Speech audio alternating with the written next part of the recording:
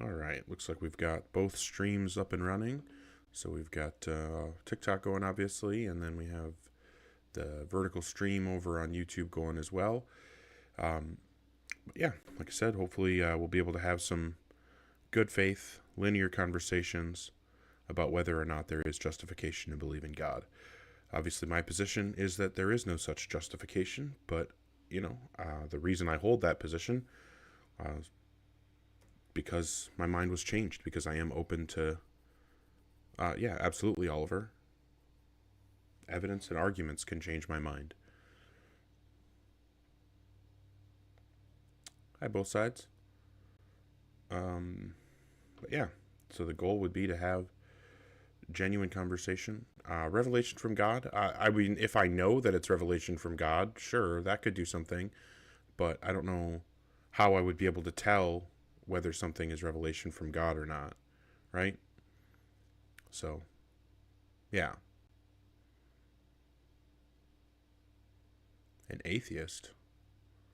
What word did I call myself? I'm not sure. But yeah, if you are 18 plus and have some kind of argument or evidence that would provide rational justification to believe in a God, please feel free to come up. I'd be happy to chat. The goal here is to, like I said, have honest, good faith, linear conversations about whether or not there is justification to believe in a God. As I said, I think it's pretty obvious. My position is that there is no reason to believe in God, but, I am reason sensitive. So I will change my position if given justification to do so. So looks like we may have our first guest for our first conversation. Hopefully we can start off on a good foot. Okay, never mind. No guest. Maybe we'll take two. Hi, Billy. Hello? Are you at least 18? Yes, sir. What's up, man? Do you? How old are you? Are you? Oh, you just said you're at least 18. I'm so sorry. Yeah, yeah. What religion are you?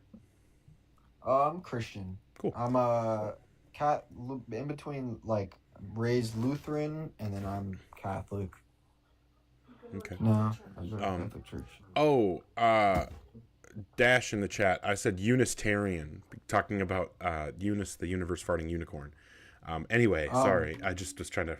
There's a confusing question from the chat that I was trying to answer. No, Anyway, so you good. are some brand of Catholic. Christian, yeah, Catholic or Lutheran or something around those parts. That's fine. What would you say is the best argument or evidence that would give us rational justification to believe that God exists? Yeah, I was gonna answer that. But could I ask you a few questions about yourself first? Like about you being an atheist and or stuff like that. I I mean, can't if you don't imagine mind. how that's relevant to whether or not there's justification to believe in God. Do you think that it's I that mean, the answers to those questions are going to make it easier for you to demonstrate that God exists? I guess I would like to know like what you think in a way. Just like I'm curious. Yeah, I don't Kind of really like care about satiating your curiosity about my personal opinions. The point of the conversation is to discuss whether there's justification to or believe in God. spread your fucking butthole, dude. Spread your ass, dude. Spread your fucking ass. That's all you're good for. Okay, cool. I mean, fair enough. That's Christian love, am I right? Hey, Slice, thank you for the support. That's awesome.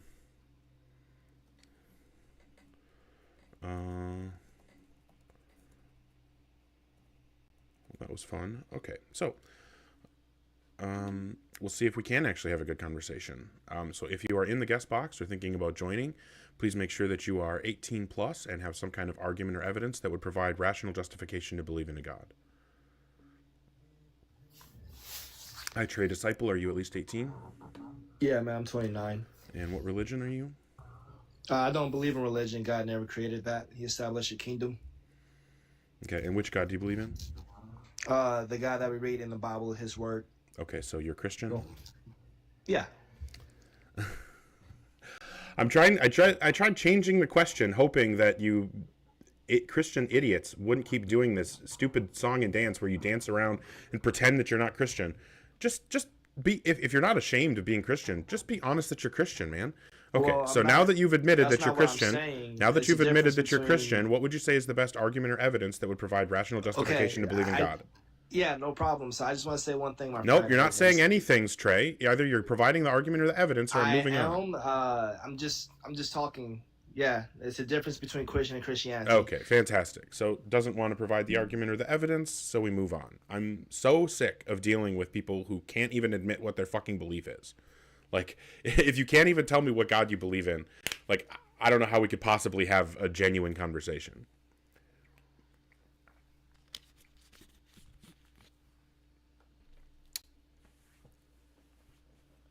Trey, if I let you back up here, the understanding is that there's going to be no meta and only substance. The instant that I hear meta, I'm dropping you. Yeah, You, you understand finish. the instant that I hear meta, I'm dropping you, right? Yeah, that's okay, cool. fantastic. No So what's the problem. best argument or evidence for God? Testimonies.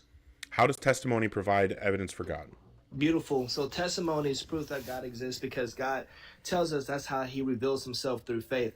Now, since you guys like to test things physically... No, that has nothing to do with it. Stop. That's meta. That's meta. Stop. How's that meta? I already told... Because you're talking about what you think other people... What kind of evidence other people want or what kinds of tests people want to do. Well, that has nothing to do with this conversation.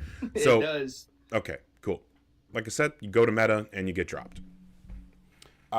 Brandon, meta would be meta conversation. So conversation about the conversation. The purpose of the conversation, the substance of this conversation, is whether or not there's justification to believe in God. Talking about whether there's justification to believe in God is meta. Talking about what other people believe, talking about any of that kind of stuff, that's meta. It has nothing to do with the actual conversation, right?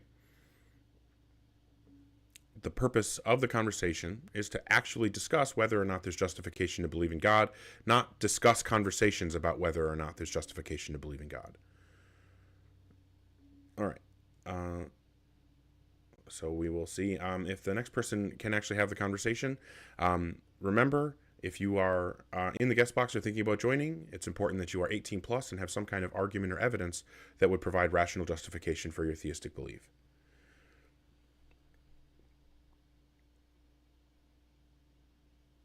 Okay, seems like that person's not joining.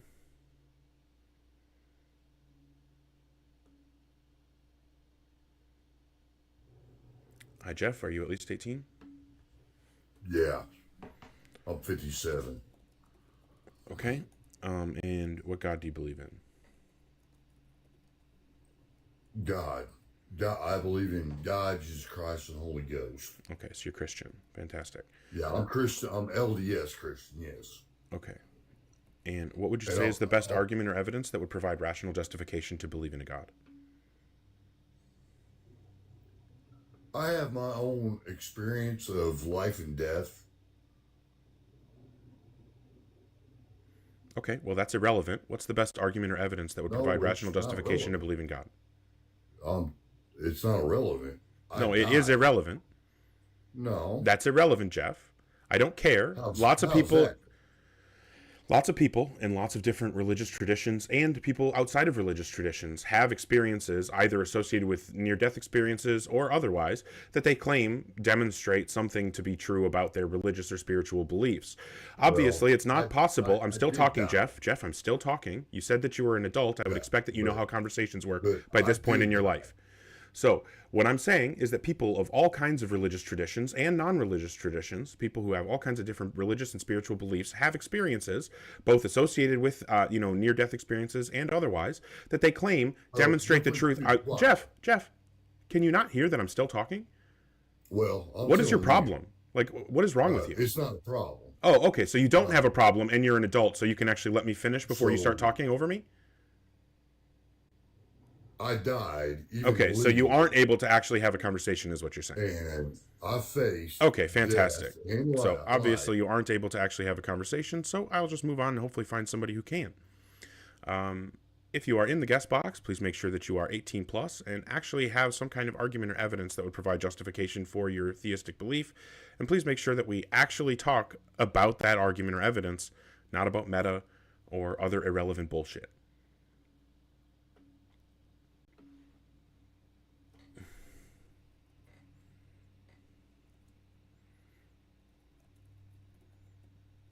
We'll see if Baby D wants to join.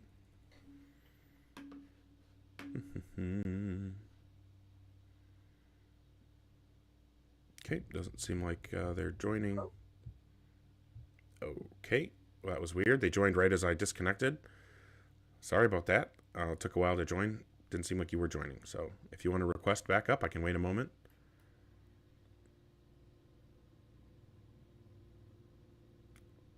No? No baby D? Okay, I'll move on to the next person.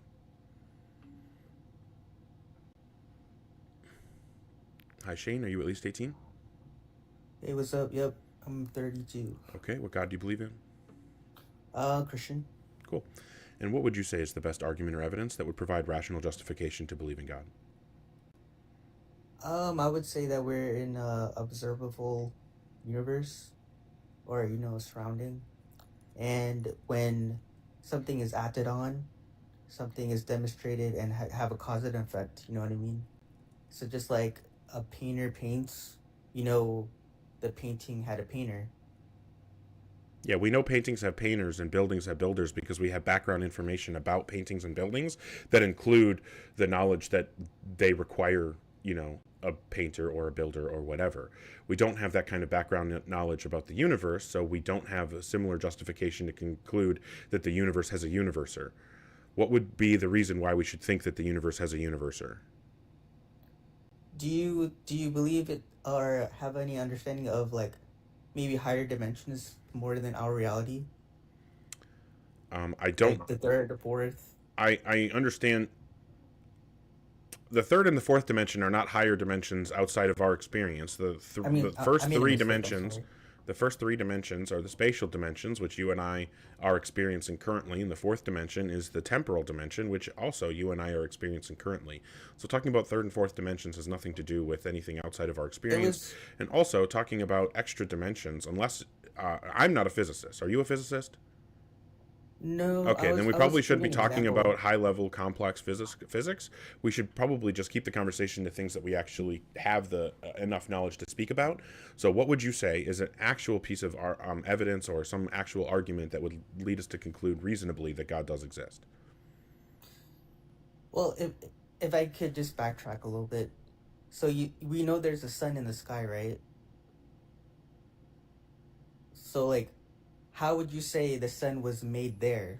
Asking me a question does nothing to support your position. Presumably, if your position has justification, that justification doesn't depend on any of my positions. If the justification for your position depends on one of my opinions, then I think you're in a really bad situation. So assuming that you aren't in that horrible situation where your support for your position depends on my opinions, why don't you just give the support without concern about my opinions?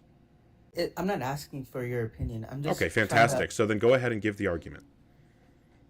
Well, I am trying to explain it. It's just I don't need you to explain it. I just need you to give the argument. Isn't that the same thing? Nope. To have a better understanding, may I ask why you think God is fiction? No. Then how do I argue against your side? I asked you to provide an argument or evidence that would provide justification to believe in God. Obviously, if you are able to provide an argument or some evidence that provides justification to believe in God, then I would have justification to believe in God, and I would begin believing in God. Do you have an argument or evidence, or do you just want to talk meta? Well, I am talking about science, but you want to shut it down immediately when I bring up these topics. Okay, so all you have is meta, or what?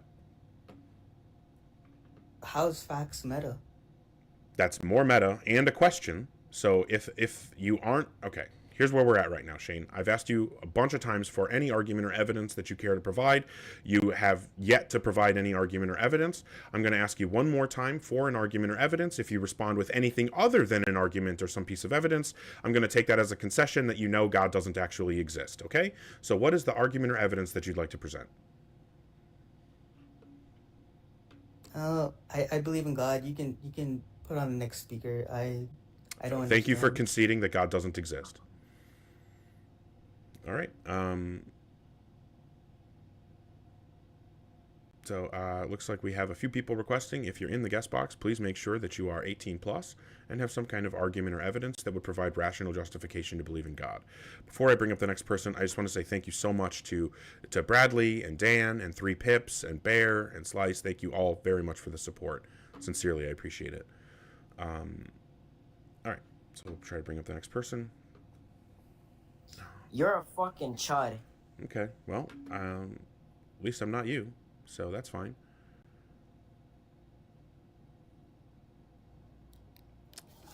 Are you at least 18? Yes. Okay, and what God do you believe in? I believe in Jesus Christ. Okay, and what would you say is the best argument or evidence that would provide rational justification to believe in God? Well, personally, I believe in, personally, I think that God is he's in his own, we can't understand God. God is obviously... Okay, this has nothing to do with why we should think God exists. Okay. The question was, So what's the I think argument or that- I evidence think that would that's- lead us to believe that God exists? I think that something can't come from nothing. That's what my reason. Okay, and how would that get us to God? Well, how are we here right now? That's a question. You're supposed to be answering my question. So what I'm saying is that how could I be talking to you right now if I was not born, right? If my mother did not birth me, and if my mother's mother did not birth me, and we could go all the way back to the start of time, and then how did those people get there? You see what I'm saying? So we could go down this rabbit hole. But No, what I see is that you're still asking questions instead of providing the support for your position. Do you not see what I'm saying? No, because you're not providing support for your position, and your job in this conversation right now is to provide support for your position. Are you able to support your position or not? Could you? Okay, well, that's what I'm trying to do right now. No, you're not trying to do that. following. All you're doing is asking questions. Presumably, if there is justification for your position, you found that justification prior to even knowing that I existed. So it's completely unreasonable to suggest that somehow my opinions and my answers to these questions is going to impact your ability to provide the justification for your position. So obviously, since you're not that stupid to think that my opinions, impact your ability to provide justification, we're going to assume that you are smart enough to know that my opinions don't, in fact, impact your ability to provide justification. So knowing that my opinions are irrelevant, what is the justification for your position? My justification is that how can life exist? Okay, so that's a question again. If you I ask didn't a question, yes, you did. You said how can life exist? You're asking a question. Statements do not begin with the word how. I cannot be here if I was not born. That's my statement. And how does that get us to God? How can my mother be here if my mother Okay, so that's wasn't another born? question.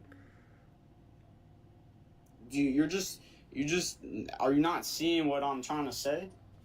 No, because you're not trying to say anything. All you're doing is asking me questions as if somehow my ability to answer or inability... Well, you're saying... Nick, you need to calm down.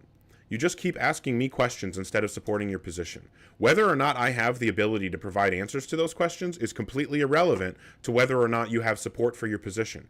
So I'm going to ask you one more time to provide the support for your position, and if you respond with a question or anything other than support for your position, I'm going to take that as an admission that you actually don't believe in God and you know that atheism is true. So what is the support for your position?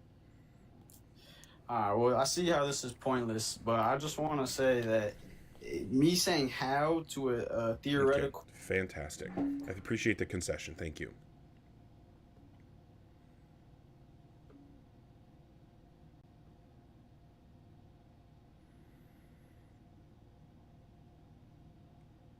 See if Baby D can connect this time. Hi, Baby D. Are you at least 18? If you're off the app, I can't hear you. Hello. Yeah, are you at least 18? I am, man. How you doing? Okay, what God do you believe in? I believe in Jesus. Okay, and what would you say? Christ. What would you say is the best argument or evidence that would provide rational justification to believe in God? So I believe the death, burial, and resurrection of Christ and the historical documents of the Bible is probably the best arguments. Okay. Well, we can only talk about one thing at a time, so what specifically would you like to discuss? So I would say the history of the Bible, and it never been a contradictory ever. No kind of archaeological evidences ever supported the Bible, and by them writing a historical document that was divine in nature, I think that's the best argument. Okay, well, I mean, there are lots of contradictions in the Bible. For example, in the Old Testament, it says that you will know a false prophet by them making prophecies and then the prophecies not coming true. So obviously anyone who makes prophecies that don't come true is a false prophet and couldn't possibly be the Messiah. And then Jesus in the New Testament makes prophecies that don't come true. So obviously Jesus is a false prophet and not the Messiah. Yet the New Testament still props him up as a Messiah, which he couldn't possibly be. So since Jesus is described in the Gospels as a false prophet and not the Messiah, then and later it says that he is the Messiah, that's a contradiction. Can you support your evidence that he had a false prophecy? Yeah, when he told his followers that some of them who were standing there listening to him would still be alive for his second coming, and then he still hasn't come back yet. That's a false prophecy. No, it was not a false prophecy. He was not talking about the end of time. Yes, he was. Talking about That was explicitly what he was talking about. Jesus describes the signs for the end of times. Okay, so we're going to find this Bible verse here, and because that's exactly what he was describing, was the signs for the end of times. So you need to, baby D, hello. Okay, so you need to calm down. You need to chill out and stop talking over me. Okay, so we're going to pull up the Bible Gateway here. And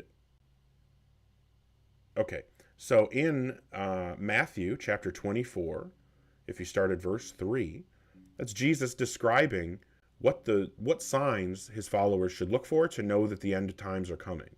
He spends many verses talking about this, 3 all the way through, it looks like 28, explaining what the signs are going to be for the end of time and for the end times, right? What signs that his followers should look for. And then the very next verse, 29, he tells them, immediately after the tribulation of those days, the sun will be darkened and the moon will not give its light. The stars will fall from heaven and the powers of the heavens will be shaken. Then the sign of the Son of Man will appear in heaven, and then all the tribes of the earth will mourn, and they will see the Son of Man coming on the clouds of heaven with power and great glory. This is cut off before the part that I wanted to get to. Son of Man, great glory, and he will send out his angels with a loud trumpet call, and they'll gather his elect from the four winds, from one end of heaven to the other. Okay, so all the way through 31 there, he's describing the signs that foretell the end times. Then he says, from the fig tree, learn its lesson. As soon as its branches become tender and puts forth its leaves, you know that summer is near. So also when you see all these things, you know that he is near at the very gates. Truly, I tell you, this generation will not pass away until all these things have taken place. Heaven and earth will pass away, but my words will not pass away. So Jesus is explaining, here are all the signs of how you know that the end times are coming. And then he says, that's when I will come back. The Son of Man will come back. And some of you will still be alive.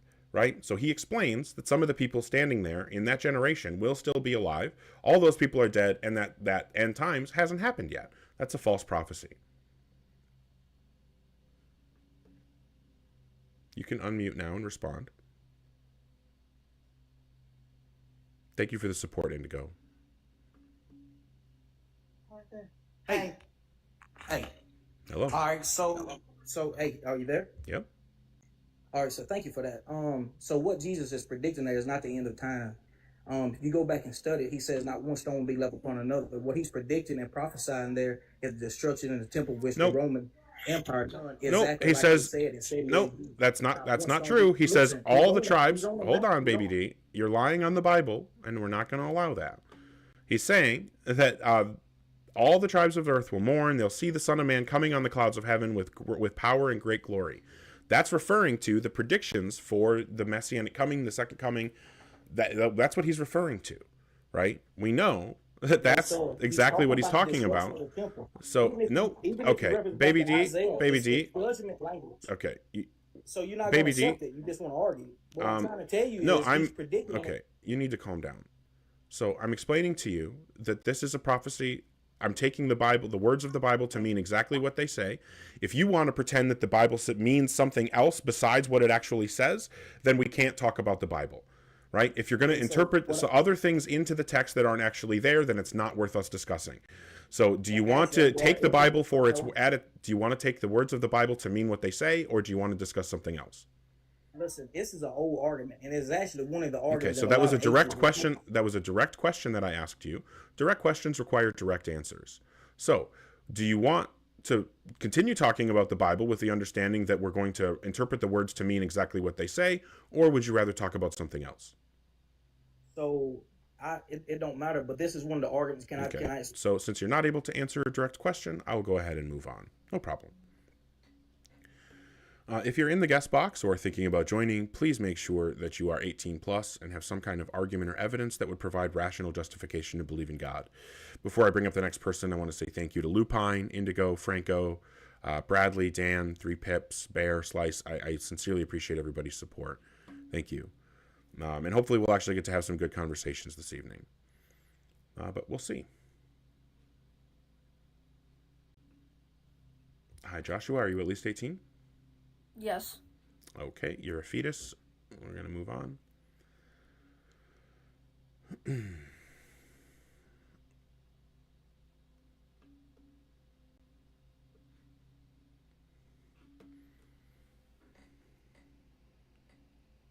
Let's see if objection can connect.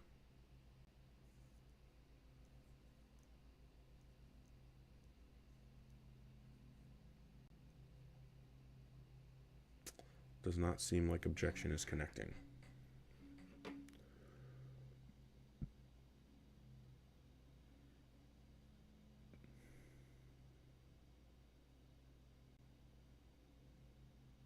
Okay.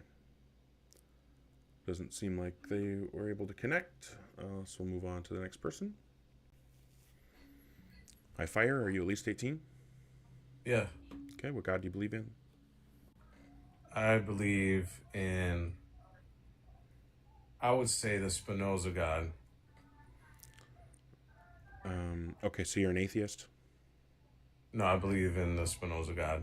Okay, well, I believe that there is a God. Spinoza didn't believe in a God. That's a misnomer and a misunderstanding of what Spinoza was saying. So if you believe in Spinoza's God, then you're an atheist. So are you an atheist, or do you believe in Spinoza's God, or do you actually believe in a God? Well, I believe in the God of the Jews. Okay, so you're Jewish. Sure, if I need a label. I mean, that is what you described. So, okay, what would you say is the best argument or evidence that provides rational justification to believe that the Jewish God is real? Because of the harmony of existence, the elegance of mathematics within the universe, the sheer minute possibility that we exist. If it was so easy for life to exist, how come we can't find it anywhere else? When you look at creation, it's obvious that there is something involved in it that has some sort of intelligence, because if it was just atheism, if God is fiction, how can you prove that God is fiction? You can't. And you can't. This has nothing. Okay, so you've gone completely off the rails now. So it sounded like at first you were kind of talking about something on, that was relevant, and then you went off into a bunch of nonsense. So I don't know what you're talking about with the harmony of existence or elegance of mathematics. And then I also don't know how you could demonstrate your claim that there's a minute possibility that we would exist. I don't know how you could possibly demonstrate that. So which of those do you want to explain what the harmony of existence is, or what the elegance of mathematics means? Or do you want to demonstrate how we determined the probability of our existence? So, okay, for instance, the air that you're breathing is a certain formula. It needs to be a certain, if it was more oxygen, right, then the atmosphere... No, then life would have just been different. That doesn't mean that life couldn't exist, or that similar life wouldn't exist. Well, for us, right now, if the oxygen... Oh, that's fine. Okay, so that's fine. Okay, so if you say that, it's really unlikely that the humans that exist today would have existed, fine. But an unlikely thing happening is not a demonstration of anything. So do you know anything about, playing cards? There's 52. Yeah, absolutely. And do you know how many different configurations a shuffled deck can end up in? Probably millions. It's actually an enormous number. It's more than the amount of atoms in the universe, right? It's 52 factorial, which is 1 times 2 times 3 times 4 times 5, all the way up to 52. It's an insanely big number, right? So that means, I have a deck of cards right here, right? If I shuffle this deck of cards, right? give it a mix. Now, the order that it's in right now is there's a 1 in 52 factorial chance of a deck ending up in this order. Do you think it's a miracle that the deck ended up in the order that it's in? Or did it have to end up in some order? And since every possible order was 1 in 52 factorial, we shouldn't really be surprised that it ended up in an order that was really unlikely. I mean, that's kind of like a very rudimentary, basic argument. Yeah, I know. That's the kind of thing that I would say if I was too afraid to actually engage in the point. So why don't you actually engage in the point and show that you're not just scared? So, like, do you know what the Fibonacci scale is? Okay, so you are too afraid to engage in the point that I'm making? I'm not afraid at all. Okay, well, you don't get to pretend we're talking about something else because you're afraid of the question, okay? So why don't you actually answer the question that I asked you? Well, I did. I said that No, is you very didn't. basic. Nope, that's not an answer to the question. Why don't you actually answer the question? Don't talk over me, man. I'm not This is my live. I'll do whatever the fuck I want. So are you going to answer the question or not? So you're like a live Nazi? Yeah, exactly. Or you're being an asshole and I'm treating you how you deserve. If you weren't being an asshole, I would continue being respectful. But you're going to be a douche, so I'm going to treat you accordingly. So if you want to stop being an asshole and you want to actually engage in the conversation, then I'll go back to treating you with respect. How do you want to move forward? Okay, so when we both take our turn speaking without cutting each other off? No, we're not going to do that until you can actually show that you have the capacity to engage in the conversation substantively. Is that something that you're capable of doing? Yeah, I mean... Oh, fantastic. So then what you have to do is answer the question that I asked you. No, because what you're doing right now is dodging the question that I asked you, and you're trying to pretend that I'm the one being an asshole. So I'm going to give you one more opportunity. You either answer the question that I asked, or I'll take it as a concession that you're too afraid to engage, and I'll move on. If you move on, then you're conceding. Yeah, I like how you tried to reframe that. Good job, buddy. Obviously, you're too afraid to engage, and that's why you couldn't answer the question.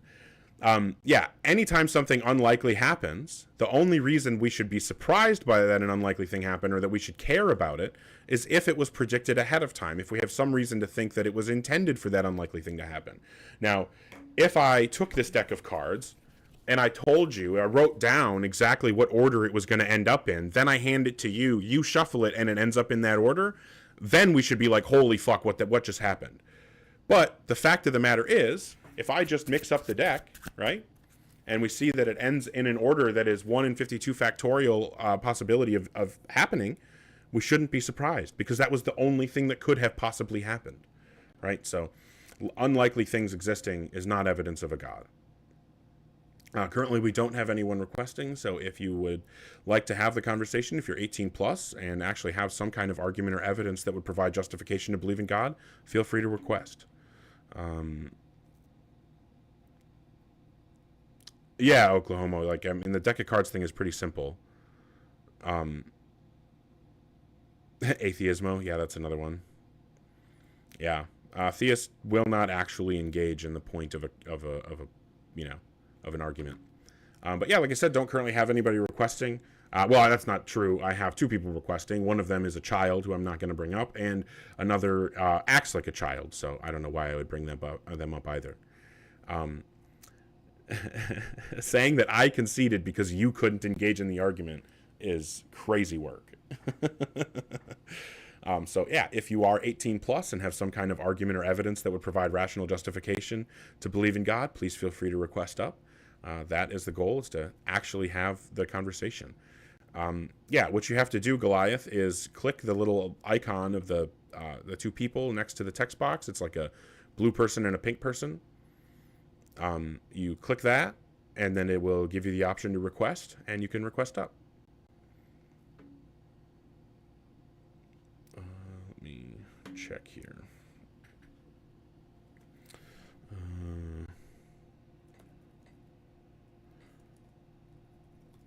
Couldn't engage. Give me one quick second, and I will bring up hopefully, our next guest.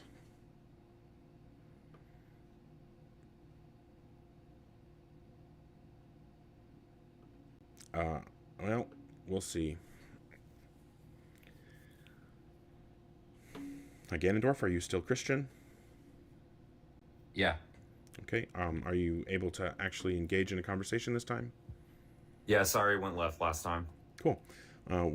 What would you say is the best argument or evidence that would provide rational justification to believe in God? Yeah, so your prompt says God is fiction and Jesus Christ is my God and he is a historical person, so he would not be fiction. Well, I would say that, number one, I don't think we have sufficient justification to come to the conclusion that Jesus definitely did exist. I think that there's some evidence to suggest Jesus may have existed, but I think presenting it as though there's anything conclusive is pretty disingenuous. There is no conclusive evidence. But even if we grant that Jesus existed, and if we pretend that there is conclusive evidence that he was a real person, that doesn't change the fact that the real person who the stories are based on and the character in the stories are not the same character, right? They're not the same person. Therefore, when I'm talking about God being fiction and the God version of Jesus being fiction, that would still be accurate, even if it was the case that the Jesus God character was based on a real person. Like, to give you an example of what I mean, if I read the book Abraham Lincoln Vampire Hunter, we can say that the Abraham Lincoln in that book is fiction, right? Because the real Abraham Lincoln didn't actually fight vampires. So even though the Abraham Lincoln in the Abraham Lincoln Vampire Hunter book is based on a real person, the character in the book is fiction. Yeah, understood. Okay, fantastic. So do you have any argument or evidence now that we've cleared that up? Yeah, so an argument. I would say that it is the scholarly consensus that there was a historical person. Irrelevant? I already addressed that. So, but it's a secular consensus, but it's I don't care. I already addressed it. History. I don't care. I know, I already addressed that. I already addressed that. So if all you want to do is relitigate points that I've already addressed, I'm just going to move on. Yeah, well, I just think that anybody watching this can look up and see what the consensus is. I don't really care. So are you saying that you don't actually have an argument? No, I'm just saying on that point. Fantastic. So we'll go ahead and see if we can find somebody who actually does have an argument.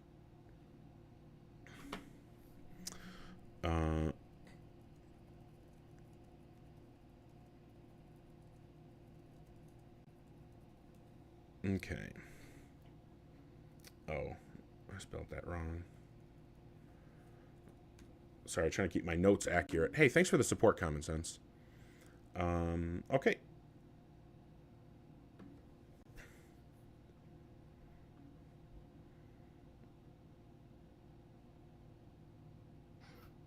Hi, Stanley. I don't have the best memory in the world, but I think that we've spoken before. Yep, we did, but we could get no connection. Can you hear me? Oh, that's what it was. Okay. Yeah, I can hear you. How quickly are you hearing this? I'm hearing you real good. Okay. Hopefully we don't have the kind of delay we had last time. So, Stanley, I'm guessing you're at least 18. Is that correct? I'm 65. Fair enough. And what God do you believe in, Stanley? A Christian God. Okay. Thanks for giving an honest, straightforward answer. What would you say is the best reason to believe in God? The best reason to believe in God.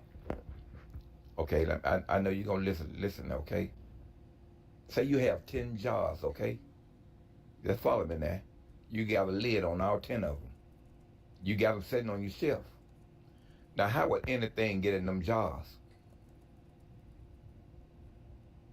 I don't know. There are lots of different ways things could get in those jars. You have to what? I mean, now, if they sit on your shelf, hold on now, if they sit on your shelf, 5 years, ain't nothing just gonna pop up in them. Am I right? Not necessarily, no. There's lots of ways things could get inside the jars. Depends on what kinds of things we're talking about, and I'm not sure how this gets us to God.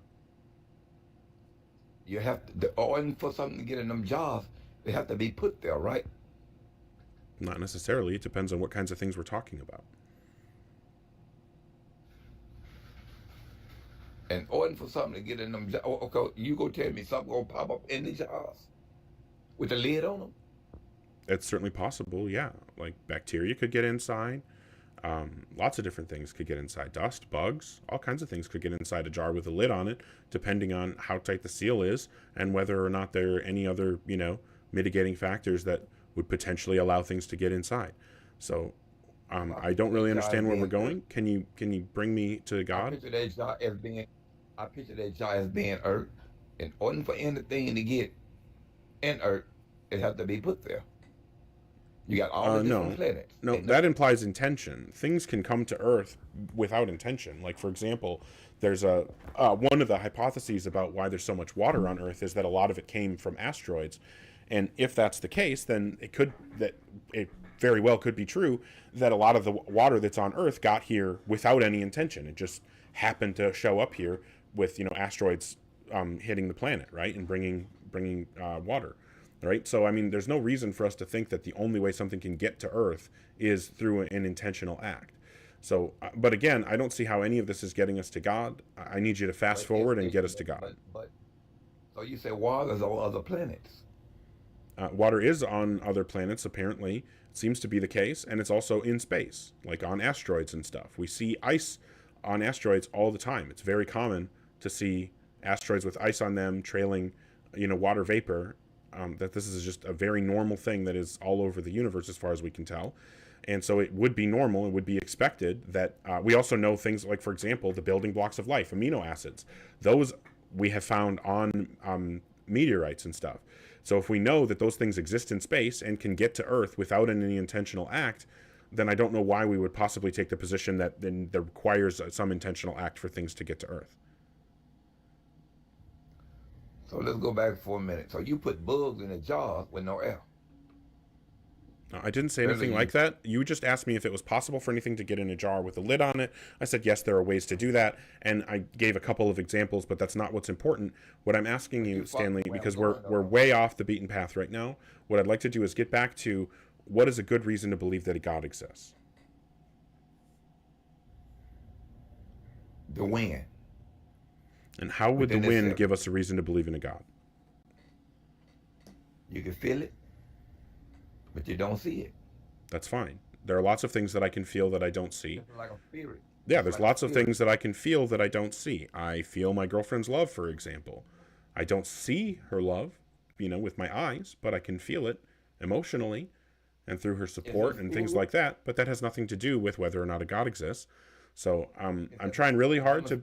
Stanley, you're a really nice person, and I don't want to be rude to you, but I sincerely just want to get to the point. Why should I believe that a God exists?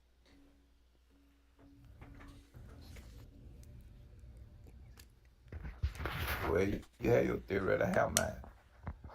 Okay. Well, that's fair enough, Stanley. I appreciate you. Like I said, I think you're a nice person, and I hope that you have nothing but success for the rest of your life, okay? You too. Take care. Bye-bye. All right. So if you are in the guest box or thinking about joining, please make sure that you are 18 plus and have some kind of argument or evidence that would provide rational justification to believe in God. Oklahoma, I wasn't going to go to the quantum tunneling fly, even though we all know the quantum tunneling fly exists. And his name is Jeff Goldblum. Hi, Winston. Are you at least 18? Yes, I am. Okay. And what God do you believe in? I believe in the one true God. Okay, well, I think everybody who believes in a God thinks that they believe in the one true God, so that doesn't tell me anything. What God do you believe in? The one true God. I'm a Catholic, that's what I'll say. Okay, so you believe in the Christian God? Yes, Jesus. Okay. God. I don't know why you couldn't have just said that, but okay, so what would you say is the best argument or evidence that would provide rational justification to believe in a God? Well, I first wanted to say that that argument that you gave 2 guests ago was absolutely...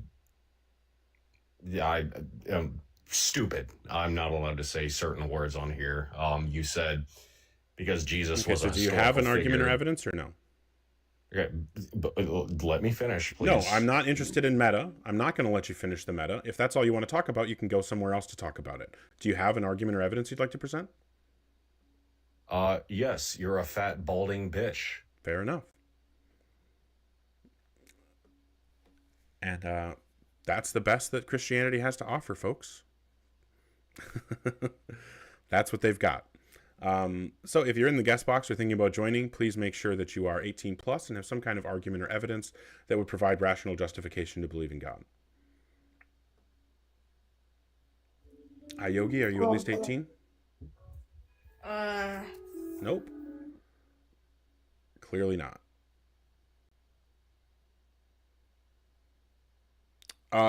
newsflash: Catholics are Christian. The Catholic Church is the original Christian church. So, yeah, Catholics are Christian. If you don't understand that, then you don't know what Christianity is.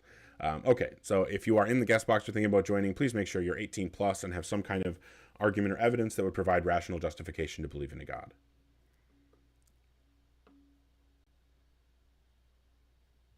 Hi. Hello, Guy. Are you at least 18? Yeah. Cool. What God do you believe in? I'd say I'm agnostic. Okay, and why are you up here? Well, I just feel like there's a point that, do you believe in Newton's first law? So that doesn't answer my question. I was very specific that I'm looking to speak to people who are 18 plus and have an argument or evidence that provides justification for their God belief. If you don't believe in a God, then how could you possibly fit that criteria? Well, I do believe in God. I'm agnostic. Okay. Typically when people say agnostic, what they mean is they don't have a belief about whether or not a God exists. I do. I'm just saying that I believe that they're probably incomprehensible, and that, like, we as what humans... God do you believe in? What God do you believe in? Not a specific one, but I believe that one exists. Okay. That doesn't follow a religion. Okay, so you can say that that Jesus is nobody's Messiah and he's never coming back? No. Okay. Well, since you can't be honest, I'm just going to move on and see if I can find somebody who can. All right. If you're a Christian, just say that you're Christian, right? All right.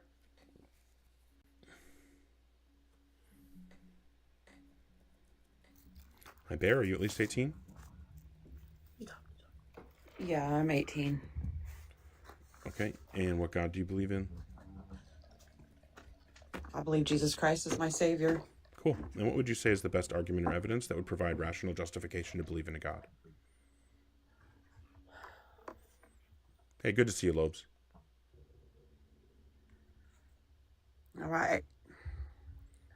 I tend to believe that the way we live our lives is the best demonstration of that. How does the way we live our lives demonstrate that a God exists?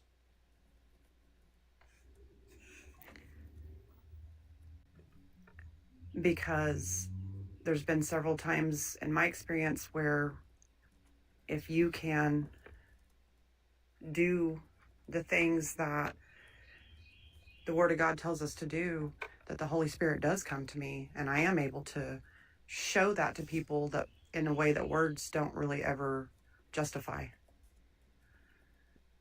Okay, I mean, that as a claim, what is the justification to think that God exists in the first place?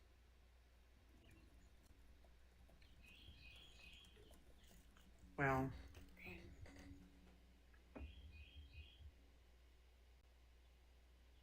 if you're just saying that you have had personal experiences and they lead you to believe that you're experiences right with Jesus, and so and those are real to me. Bear, hold on, calm down. So I understand that you're saying that your personal experiences seem real to you and they feel to you like they validate the beliefs that you already had prior to the experience. The issue that I have with accepting that is that that can be said by people of every religion and people with non-religious spiritual beliefs. You know, everybody who has any kind of belief like that is going to say that they've had experiences that validated their beliefs. The problem is that if a Muslim person's personal experiences validate their belief that Jesus is not God and instead Muhammad is the one true prophet, and then someone like yourself has personal experiences and it leads you to conclude that in fact Jesus is God and Muhammad is not a true prophet, well, now I have two people telling me contradictory conclusions, but they're using the exact same evidence to get there. How am I supposed to tell which of those two people is correct if either of them is? I think there's a real metrics on the influence that Jesus Christ has had on people through the thing what I just explained to you. And yeah, but I'm saying that's true in every religion. There. That's true in every religion, Bear. So knowing that that's the case in every religion, how can I tell which religions are interpreting their experiences correctly and which ones aren't? Well,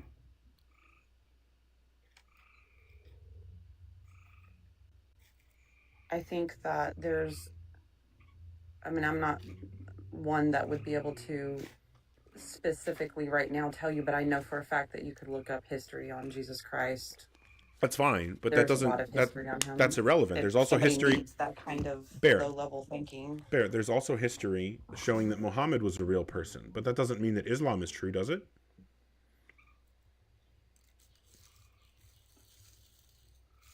Does the fact that Muhammad really existed mean that Islam is a true religion?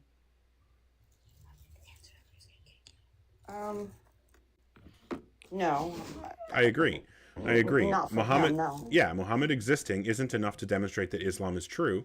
So in the same way, Jesus existing isn't enough to demonstrate know. that Christianity is true. So what would be sufficient to justify that Christianity is true?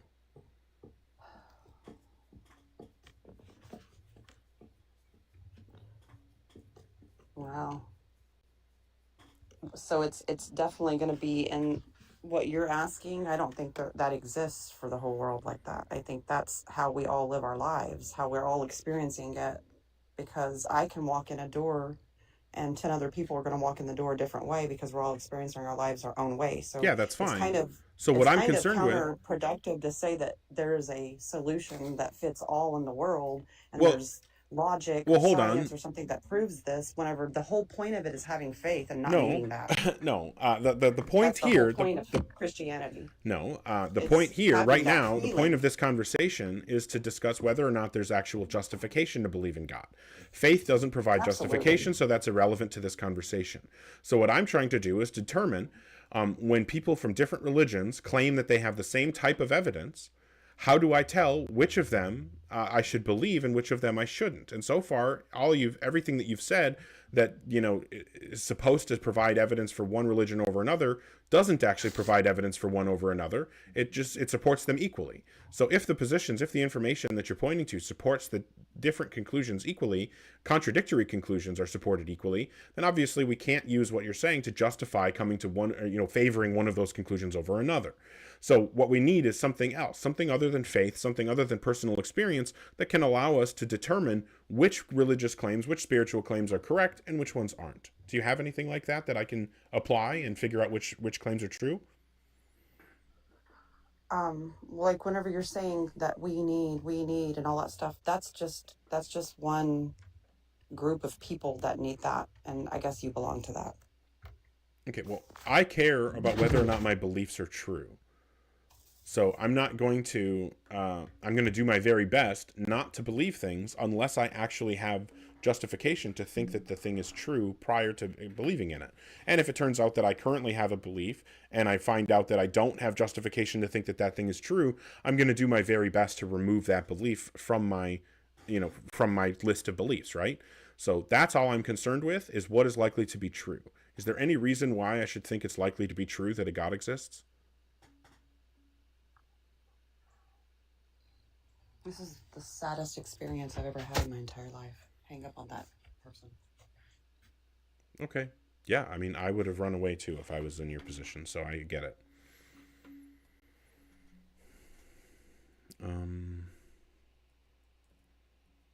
Basically, I think that just came down to faith. I don't really know what else I could say about that. Well, I think what was happening with Bear is that there was a child who knew that I wouldn't talk to them, and so they were having their mom or aunt or somebody talk to me, or their older cousin or something, because you could hear the kid in the background coaching them.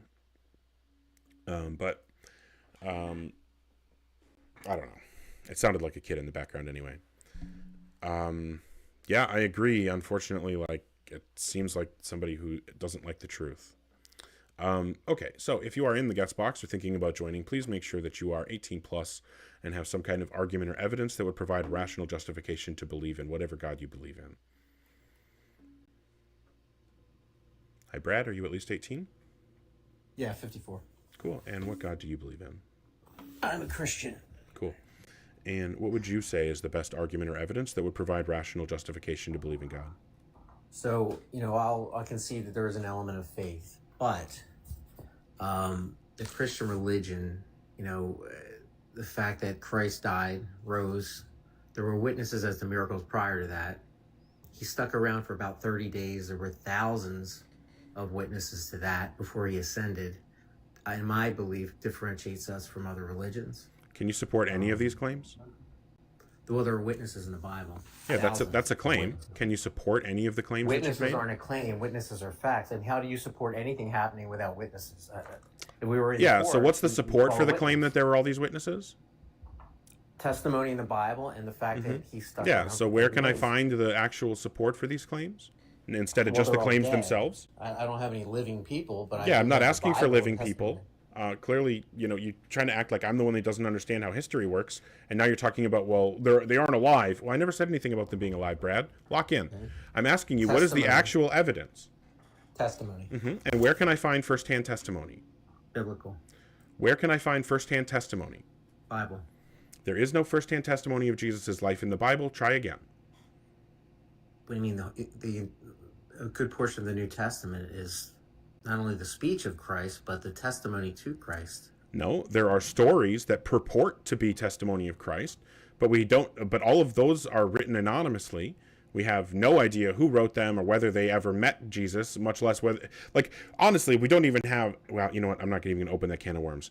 Even if it's completely true that Jesus existed and was the itinerant rabbi that he apparently was, the claims about him in the Bible are not supported. They're anonymous claims written by we have no idea who, and none of the things that they purport to have happened, relevant to Jesus, his actions, his words, his behavior, any of those things, none of that has any independent verification. And since all we have are, anonymous authors making claims, and we don't have any verification that those claims are likely to be true, I don't understand why we would believe that they're likely to be true. Is there something that I'm missing? Aren't those claims the verification? They're witnesses.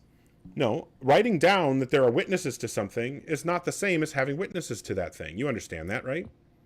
Well, the actual authors are the witnesses. That was a question. Can you answer the question that I asked you? So was there a log of people who Okay, so signed you're a not book able that to answer said- questions? Is that what's happening? Well, you're trying to force me down a funnel, obviously. I'm trying to get you to engage in good faith, and it doesn't seem that you're and I- capable of doing that. So to when I show that look I'm at- wrong and that you are capable of engaging in good faith, why don't you go ahead and answer the question? So when we started this, I said there is an element of faith, right? That's how I started the conversation. Okay, and faith is meaningless I here. concede And that there is an element okay, of so faith, Brad, but calm testimony down. in the Calm Bible down. is what I'm talking about. You don't have to. I'm not upset. I'm not. Okay, well then you can stop and let me talk. So faith is irrelevant here. The only thing I care about is whether or not the things are true. Since faith is not a reliable pathway to truth, it has no place in this conversation. So knowing that faith has no place in this conversation, what would be the reason to think that the claims in the Gospels are true? Well, as I stated, there's an element of faith, but I believe the actual testimony, Mark, Peter, John, you name it, their testimony are evidence of. Yeah, I know that you believe that. I'm asking for the evidence and the justification for why I would agree with you. Well, let me ask you this: what would be acceptable Well, evidence? asking questions isn't providing justification. So either know, you but can I'm provide asking you, you're justification saying or give you me can't. justification, define Are you able to justification. provide that justification, Brad? Yes or no? Define justification. Define justification. Yeah, any evidence that raises the probability that the proposition is true. Bible's often used for finding archaeological sites. It's been Has proven nothing to do multiple with what we're times. talking about right now. We're asking whether or not there's any reason to think that the claims about Jesus' life and actions in the Gospels are reliable. Is there any evidence suggesting that those claims are reliable? The evidence in the way that you can prove the Bible is Okay, so correct. that is by sounds the like a fact no. that they I'm use going to it give you for one other more things. opportunity, though, to give me a direct answer. If you can't provide a direct answer, I'll just take it as a concession that you know that God doesn't exist, okay? So what is the God actual exists. evidence that the claims in the Gospels are true? The Bible, the testimony in the Okay, Bible. well, I appreciate the concession. I knew you were a secret atheist the whole time. Thank you so much for the support, Lem and Jennifer, and hey, even Baby D and Saintly. I sincerely appreciate it. It looks like Ken showing a bunch of support, Common Sense with more, Lupine with more support. Like you guys, I really genuinely appreciate it. Looks like Negan sending a bunch of support. Thank you, everybody. It means a lot to me. But if you are in the guest box or thinking about joining, please make sure that you are 18 plus and have some kind of argument or evidence that would provide rational justification to believe in God. Yeah, I love this This is probably my favorite Scream shirt that I have, my favorite Ghostface. But give me 1 second. I'll bring up our next guest. Thanks for the support, Ken.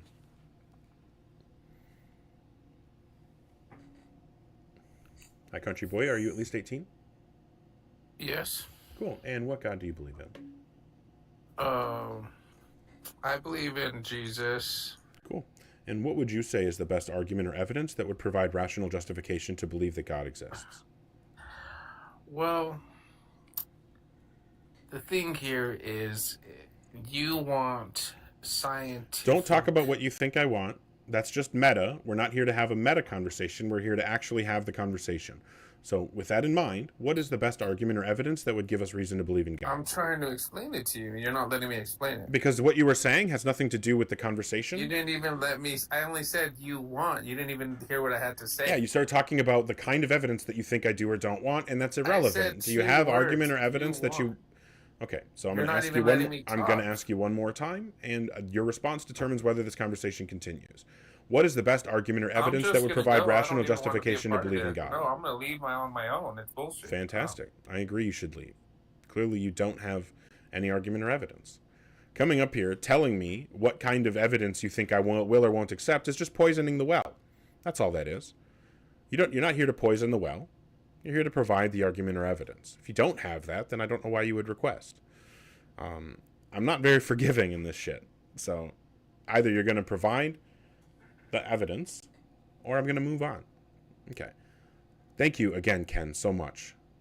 I don't know if you guys notice, but how much I talk over somebody, how much I interrupt, those kinds of things completely depends on the person that I'm talking to and the way that they're acting. Like, did you guys see when Stanley was up here? We had no problems. He wasn't rude, so I wasn't rude. Yeah, I mean, it's pretty consistent. So we don't currently have anybody requesting. So if you're in the chat and you think that you have some kind of argument or evidence to provide justification to believe in God, please feel free to come on up. Just may I ask that you're 18 and have some actual argument or evidence. I've been thinking a lot about fine-tuning lately. You're insufferable, CT. I don't know what that means. I don't think Have I called you insufferable before? Maybe I have. I don't think so. I've called you slippery. I think you're slippery. But yeah, I've been thinking about fine-tuning a bunch lately, and I just don't think that fine-tuning can actually be argument or evidence for God. I don't know. Maybe we'll get into that at some point here. Looks like we do have somebody requesting. Maybe we can have a good conversation. Or not. Never mind.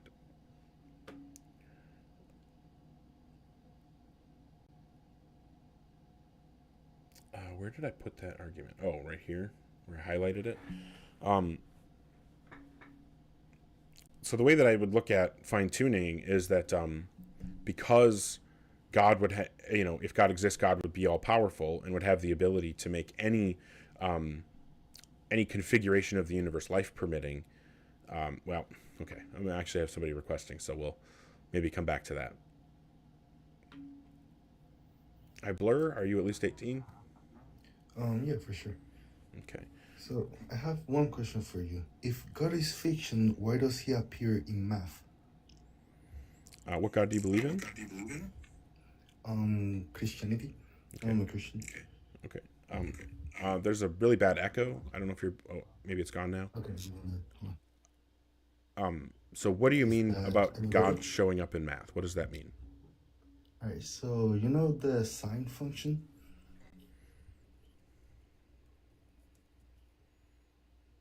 So how does God show up in math? You don't have to ask me questions. The sine function, atheists abbreviated it as sin, because they wanted to keep atheists away from God.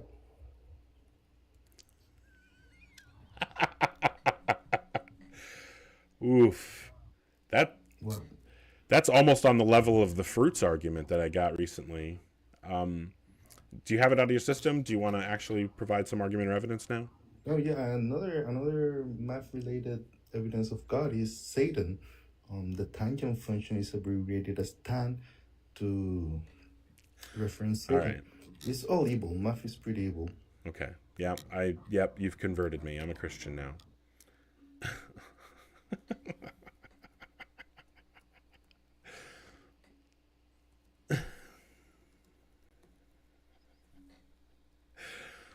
Oh my God. I'm sorry. Maybe that could have been a fun conversation to continue, but like, I just don't have the patience for that kind of ridiculousness.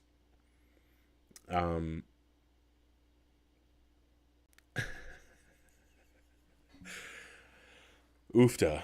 That's brutal.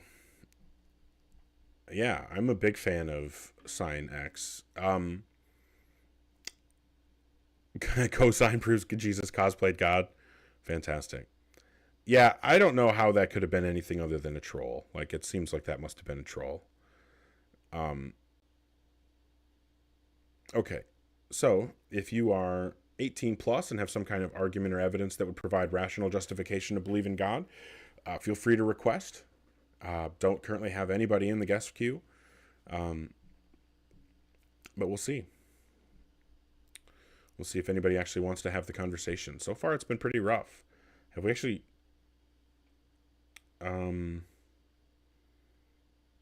I don't know if we've even had a good conversation yet. Yeah, all I have is people talking about sex acts earlier. People who want to talk about meta. And people who won't engage. I think that's about all we've got so far. I don't invite people up. In fact, I have removed mod privileges from someone before because they invited somebody up. I do not invite people up. This is, if you want to be up here, you're up here voluntarily. I am not trying to make people come up here. I'm not asking people to join. I'm simply saying the conversation that I want to have, and it's up to folks whether or not they want to request. If people request, then I will do my best to have a good conversation.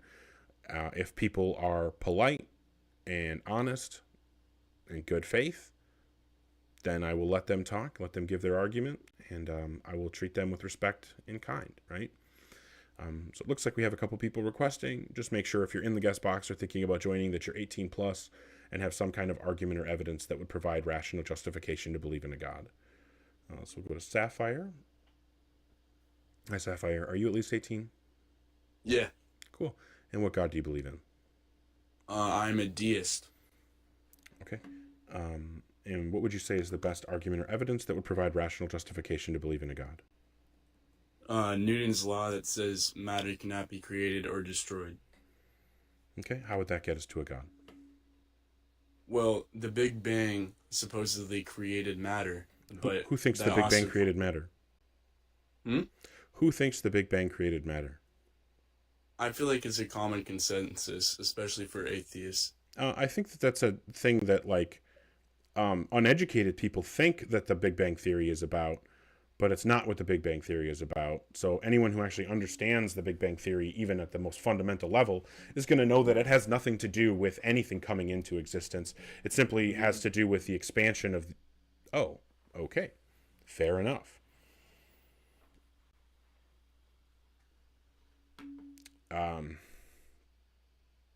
I was trying to have the conversation. I thought maybe we could have gotten somewhere there, but I guess it's too scary to talk to somebody who knows what they're talking about. Not that I'm really somebody who knows what he's talking about. I don't know shit. Just to be honest. Oh, that's a good point, Skog. Yeah. Okay, so we'll see if we can have a good conversation with Divine Order. They're connecting. Oh, hi, Divine Order. Are you at least 18? Yeah, I'm 22. Can I quickly cut my pizza before we begin? I mean, I guess. What God do you believe in? I'm taking my pizza out the oven, but I gotta lock in and debate. But if I can have a minute, then I'd appreciate it. Or are we in a rush? I mean, I'm not necessarily in a rush, but I mean, you probably could have waited until you had the pizza cut and eaten, I don't really want to listen to you eat either. I won't eat, don't worry, it's fine. I just gotta cut it, man. I gotta cut it up, okay? I'm not sure why you would have to cut it. So why don't you go ahead and cut it after we're done talking? What God do you believe in? The Christian God. Okay, can I at least plate it up? Why would you, if you're not eating it, why would you do that? Like, it's pointless. Because it's going to stay hotter and more ready to eat if you don't cut it or plate it. Like, you're contradicting your own interests here. What would you say is the best argument or evidence that would provide rational justification to believe in a God? Let me sit down, and I shall present my argument.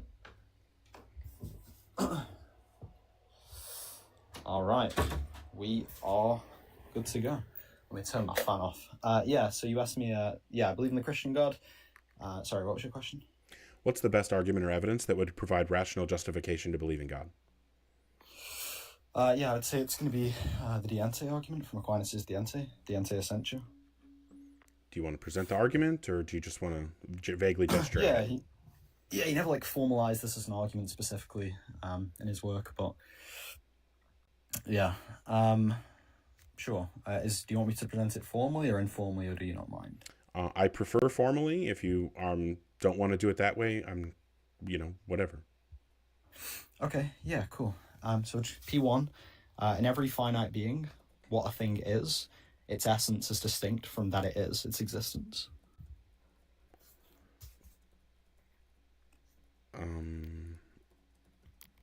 Okay, premise 2. Whatever has distinct essence and existence does not exist through itself, but receives existence from another.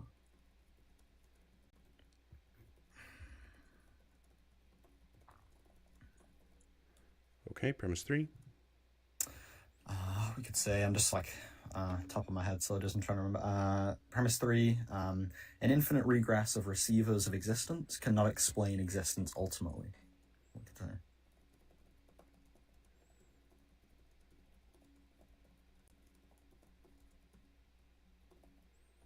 Okay, premise 4. Therefore, there must exist a being whose essence is its existence. So the essence is identical to the existence.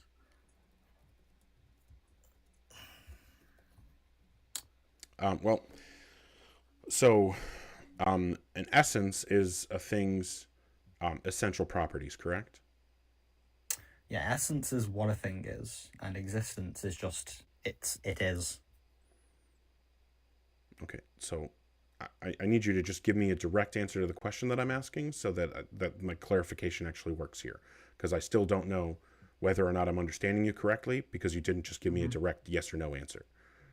So yeah, an essence is just a thing, like what makes the kind of thing it is. It's the. I need you to just answer the question that I'm asking you, not paraphrase or give a different answer. Can you handle that? Yeah, repeat the question. Okay. Am I understanding correctly that a thing's essence is just the summation of its essential properties? Yeah. Okay, fantastic. Sure. So that sounds like a list of the predicates that apply to a thing, or at least the essential predicates. The problem here is that you're defining existence as a predicate, but existence cannot be a predicate without creating, infinite contradictions. So I think I would just kind of distinguish between, although I would, when I say essential properties, right? When you say essential properties, I think you just mean like it features a thing that must have to be the kind of thing it is. But I'd also say there's like accidental properties, right? Like features it can. Yeah, I'm not talking about that. Yeah, we're only talking about essential properties. Yeah, I'd say essence it'd be closer to say it's like the fundamental nature that grounds a thing's essential properties, rather than just the summation of all its properties. I didn't say summation of all its properties. I said the summation of its essential properties. And hey, Divine, just real quick, Ogar and I have actually talked on this particular, very specific argument before. Okay. Ogar's point on, existence not being a predicate. Thomas Aquinas wrote this argument before Kant's famous statement on existence not being a predicate. Now, I'm not sure if it necessarily is appropriate to use that critique to this argument. However, because of the way that Thomas Aquinas wrote it, and that wasn't a concern he had, one could very validly critique this argument on having existence as a predicate, especially when you get into the actual book. and he does seem to treat existence as a predicate, but I think one can fix it, but even with the way that you've presented it, it still has existence as a predicate. Yeah, I mean, this conclusion that we've come to, there must exist a being whose essence is its existence. And if we're saying that essence is, essential properties of a thing, and properties are predicates, then that means that the claim is there exists a being whose only predicate is its existence. But if existence isn't a predicate, then that can't be on the list of predicates of a thing. And so to say that the only predicate of a thing is something that isn't a predicate is to say that the thing doesn't exist. Now, the reason that I'm saying that existence can't be a predicate is that in order for a thing to have one of its predicates in reality, it has to exist, right? Like, so the reason that we can say, like, Batman has contradictory predicates, things like, having been born, like being in his 30s back in the 1930s, and then also being in his 30s in the 2020s. Like, obviously, that would be a contradiction for a real existing thing to have that kind of property, to be 30 years old at both of those moments in time. Okay, so what I'm trying to say is Batman can have contradictory properties, contradictory predicates, because there isn't a real thing instantiated in reality that connects to those predicates, so the contradiction isn't a problem. But the reason that existence being a predicate is a problem is that we have to then say that if existence is a predicate, then also necessarily non-existence is a predicate as well. But in order for a thing to have the predicate of non-existence in reality, that means that the thing has to exist. So you've created a contradiction where you are committed to the position that every single non-existent thing has to also exist in order for the predicate of non-existence to apply to it. And the only way out of that is to say that existence, in fact, isn't a predicate. But as soon as you say that, this argument just completely falls apart. No, because I think that when I say existence, I wouldn't say it's like under Aquinas' view, it's not a predicate in the ordinary sense. So like, for it is a predicate because you're saying that it's one of the... No, you can't. You just spoke like 2 minutes. I don't care. The problem is that what you're trying to do here is you're trying to ignore the critique that I've given you. I'm not going to allow you to just run away to something else. No, it's because under your view of what existence is a predicate, they're adding descriptive content to the subject.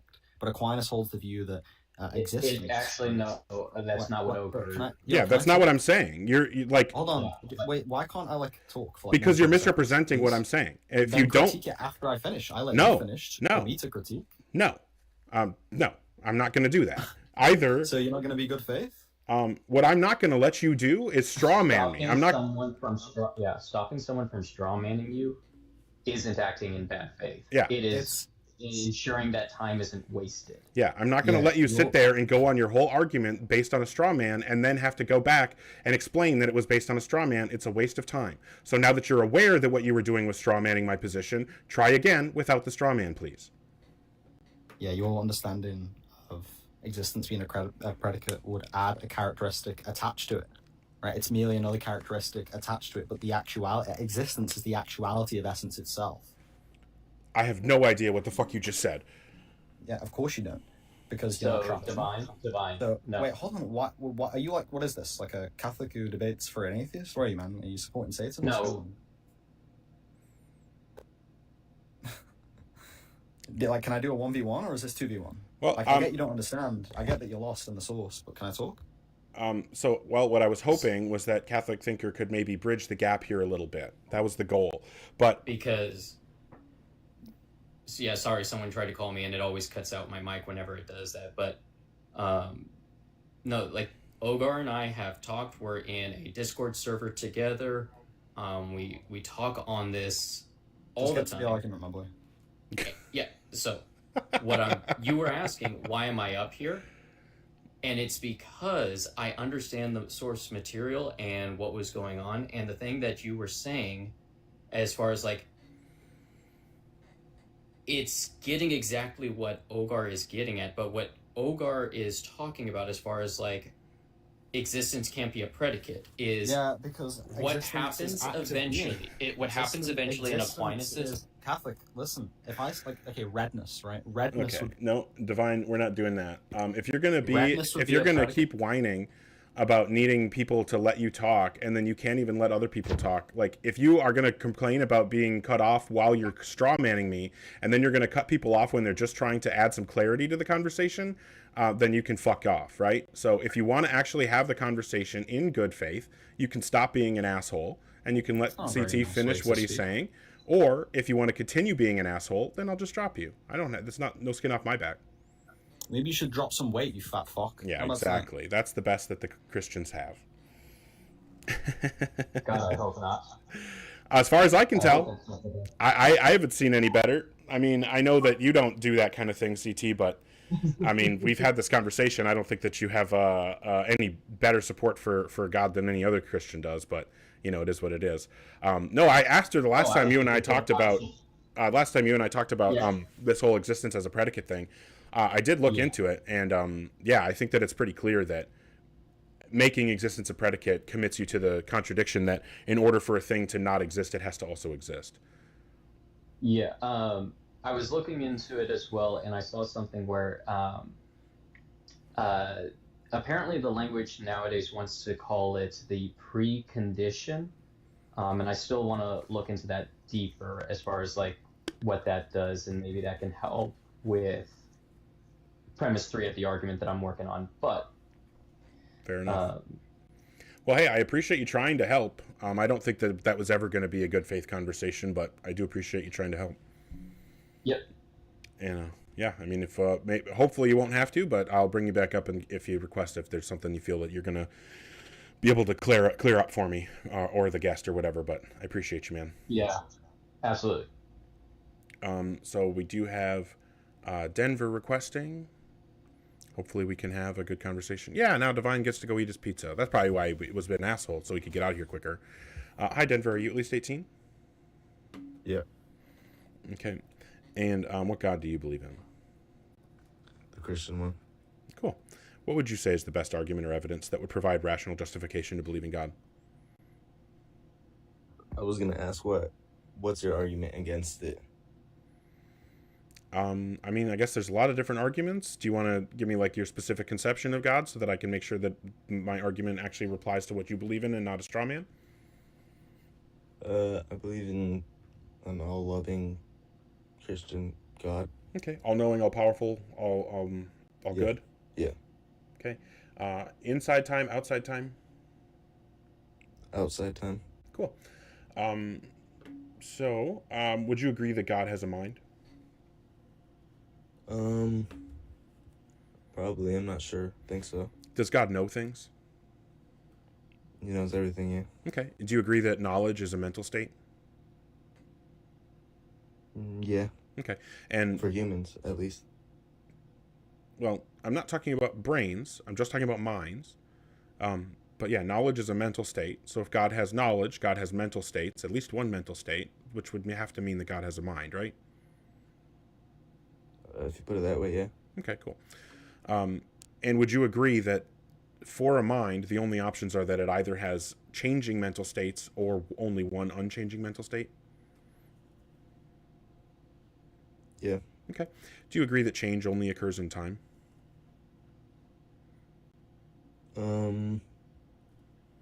Not necessarily. Okay. Well, I can motivate that. The reason I would say change only occurs in time is that if nothing happens, then nothing changes. So what that means is that if something changes, then something happened. So that means that all changes are happenings. But another synonym for a happening is an event. And all events are in time, which means that all changes are in time. Does that make sense? Mm-hmm. Okay, so we would agree that change only occurs in time, right? But God is outside of time. Yeah, so and that was going to be my next... He's not restricted by that. Yeah, so that was going to be my next premise, that God exists outside of time. So it sounds like you agree with that. Since God has a mind, and minds either have changing mental states or only one unchanging mental state, and we know that God being outside of time means God cannot experience change, that means that God only has one unchanging mental state. So that's the first conclusion that we can reach based on the things we've agreed upon so far. From there, I'm going to make the contention that acting upon one's will changes one's mental states. So what I mean by that is, in order for me to act on my will, or for any agent to act on their will, they have to have the prior mental state I intend to act on my will to do X, but haven't completed that yet, to the subsequent mental state, I have completed my will and have done X, right? So that's a requirement in order to act on your will, right? Can you explain that a little easier? I don't really understand what you said. Sure. So if like, let's say that I have a goal to do something, like I'm going to go brush my teeth, before I go to bed, right? Mm-hmm. In order for me to actually carry out my will of brushing my teeth, I have to initially have the mental state, I intend to brush my teeth, but I haven't done it yet. And then I carry out the act of brushing my teeth. And then I have a new mental state that is, I have carried out my will to brush my teeth. So in that example, there are, in between mental states, but bare minimum, there would have to be that initial mental state of, I intend to brush my teeth, but haven't done it yet. And then there has to be the subsequent mental state of, I have completed brushing my teeth. Mm-hmm. Okay, so we agree that in order for an agent to act on their will, their mental states have to change at least once, right? Yeah. Okay, cool. And since we already came to the conclusion that God doesn't have the ability for his mental states to change, that means that God cannot act on his will. He doesn't have the capacity to act on his will. If God cannot act on his will, then he can't create the universe. But if God exists, then God did create the universe. Therefore, through the power of modus tollens, God does not exist. So, wait. So, can you explain how we got to God only has one mental state again? Yeah, absolutely. So we started with God having a mind, which obviously, since God has knowledge is a mental state, that means God has a mind. And we also agreed that minds either have a series of changing mental states or only one unchanging mental state. Those are the only two options. We also agreed both that change occurs in time exclusively, and we agreed that God is not in time, right? So that means that God exists in a state of existence where change doesn't exist. So God is not capable, doesn't have the capacity to experience change, which means that also God's mind doesn't have the capacity to experience change, which means that of the two options for God's mind, either having changing mental states or one unchanging mental state, the only option available to God is to have one unchanging mental state. He doesn't necessarily, I would say he doesn't necessarily not have time. He's unrestricted by time, if you know what I mean. I don't, because either God experiences the passage of moments from past to present to future, or God does not experience the passage of moments, which is the case. He's unrestricted by it, so it's either the case that God experiences the passage of moments, or he does not experience the passage of moments. Which is it? It doesn't. What makes you think it has to be one of the two? Because it's a true dichotomy. Either A or not A. Either God experiences the changing, or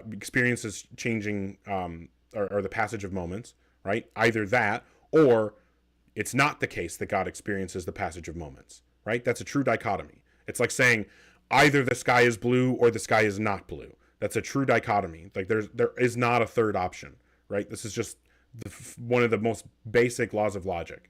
So because it is a true dichotomy that either God experiences the passage of moments or God does not experience the passage of moments, we know that only one of those is possible for God.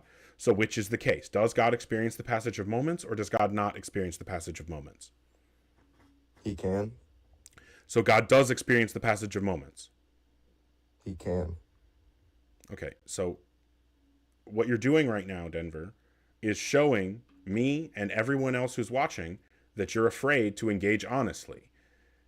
If you can answer the question I'm asking, answer it. If you can't answer the question, we all know what that means.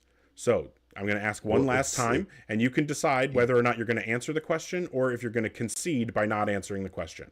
Know that if you don't give it, no, Denver, know that if you don't give a direct answer to this question, we're all going to take it as a concession that you know that you cannot hang in this debate. So, does God experience the passage of moments? Yes or no? He can. Okay. Because again, as I said, refusal to give a direct answer is a concession. Let me Thank you for the explain myself. concession. Nope, you conceded. There's no reason to continue the conversation.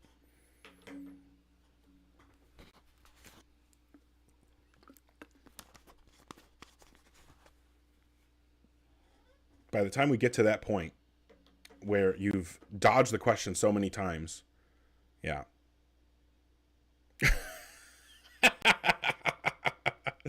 Oh, yeah. Massive L from me for not letting the guy dodge. Definitely. So if you're in the guest box or, yeah, Poop Man Jones, exactly. No bullshit. That's exactly what I'm going for. Also, speaking of Poop Man Jones, thank you so much for the support. Like, genuinely, I sincerely appreciate it. Thank you. Yeah, I really, really appreciate it. A or not A is not a false dichotomy. A! Thanks, Poop Man Jones. I looked cool for a little bit there. Always a good time. Okay, so we'll bring up Moxie, and hopefully we can have a good conversation with them. Hi, Moxie. Are you at least 18? Yep. Theist. Theist. Which god? Currently, I'm just taking a broad view. I don't think I have a positive characterization of what God is and his attributes. Okay, but you believe in an and immaterial mind that created the There's universe? at least some reason in believing theism. Okay, so you believe in an immaterial mind that created the universe? Again, I mean, that seems to give at least some idea of a positive characterization. As whatever the standard usage is just like allows for a minimal commitment of like how we characterize God would just be something that I'd be willing to grant. Nope. But Here's the problem, I don't Moxie. think I have a positive characterization. Moxie, if you can't commit to a position, we can't have a debate. So I just changed my either, position. I think that there's Moxie, under stop, standard usage of stop, it. calm down. Either we have one of two ways there are two ways that we can move forward, and I'll leave it up to you to choose which. And the answer to this question that you give is going to decide which of those two ways we move forward. Either after I ask the question, you're going to continue dodging like you have been so far, and I'm just going to drop you, or you're going to give a genuine, honest answer to the question and actually describe what you believe in, and then we can move on from there. So, what are the characteristics of the God that you believe in? Again, I don't think I have a positive characterization. Fantastic. other than Thank the you for fact that conceding. it's gonna be- Yeah, if you can't even define the God that you believe in, then there's nothing for us to talk about. I don't know how we could possibly have a conversation about something that you don't even know what it is.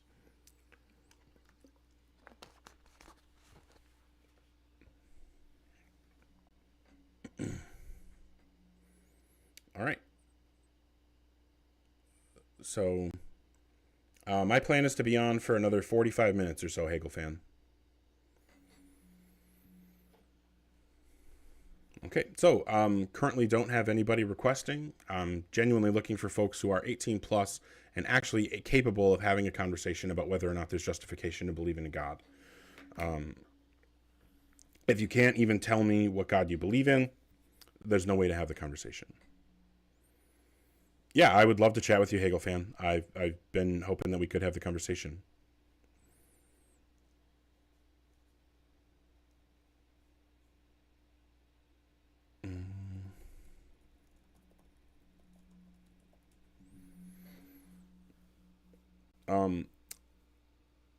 Oh yeah, thanks, Mikey. Yeah, if you guys could go to my my bio here on TikTok, I have a link to my YouTube. I would love to get some more subscribers over there.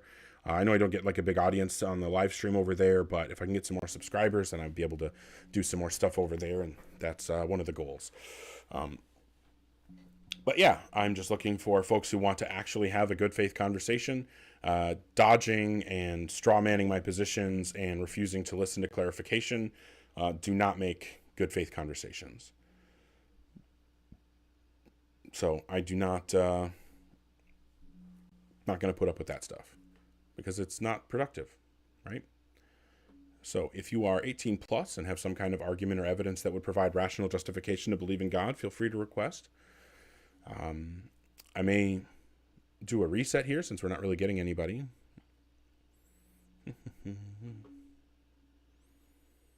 And also, if you've already come up and conceded, I'm not going to bring you back up and have another debate where you can be bad faith and refuse to answer questions again.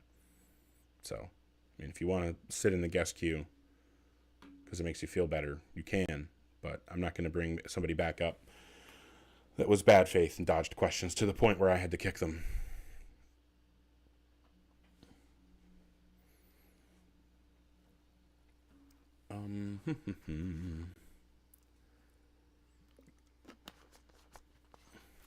Well, I tried to have a conversation with Moxie, but Moxie refused to have the conversation.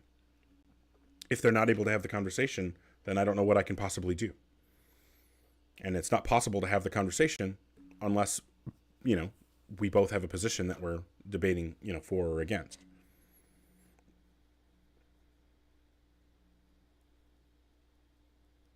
Okay. Yeah, I don't currently have anybody requesting right now. Do we do a reset here?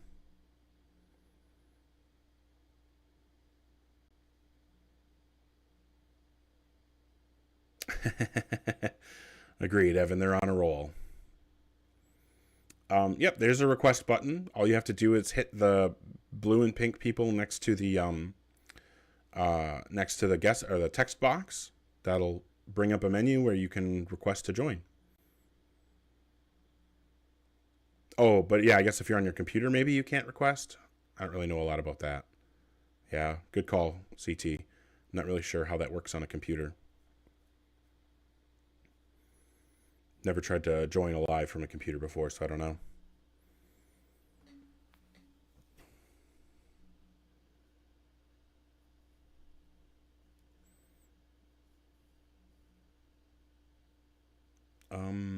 Okay. Well, we're not getting anybody requesting or anything like that. What I'm going to do is go ahead and do a reset here. And hopefully we can get some folks who actually want to have the conversation after that. So bear with me for just a moment here, and I will be back momentarily.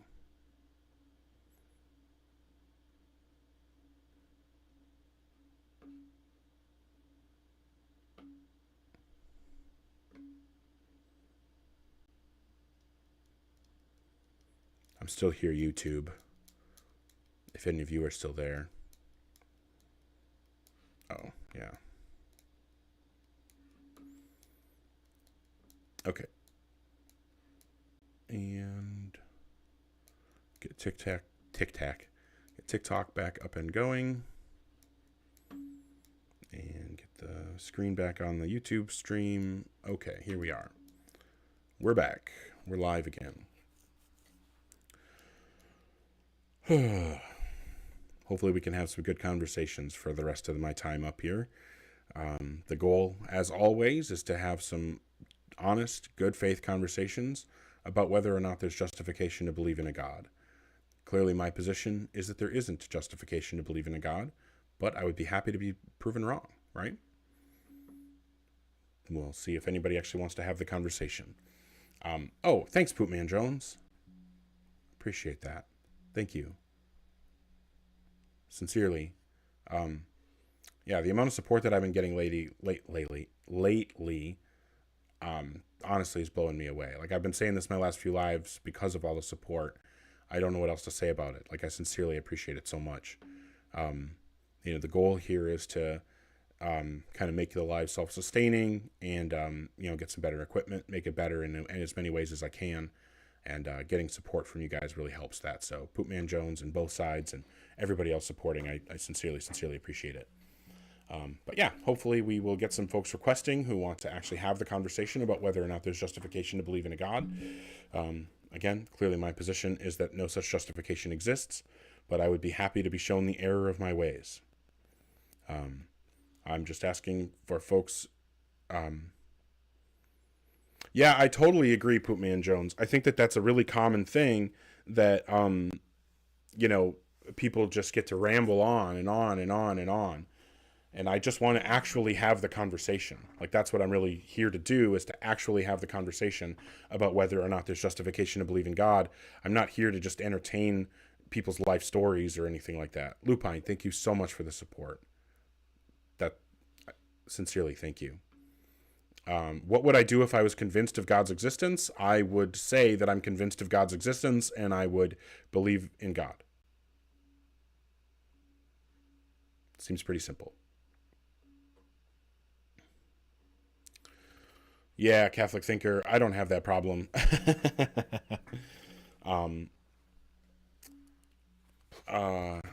Yeah, I don't have an issue cutting people off. The point of trying to be efficient in my conversations, I just am not I'm not a patient person. Patience is not one of my virtues, right? I'm not going to sit here and listen to somebody talk about a bunch of irrelevant stuff when we're supposed to be discussing whether or not there's reason to believe in God.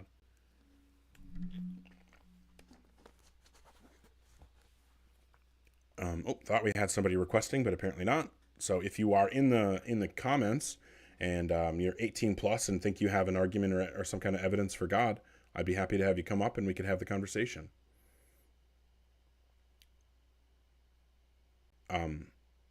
Thanks, Lupine. That's definitely the goal, right? I want to actually get to the point. I want to actually have the conversations. It doesn't do anybody any good to talking about the conversation.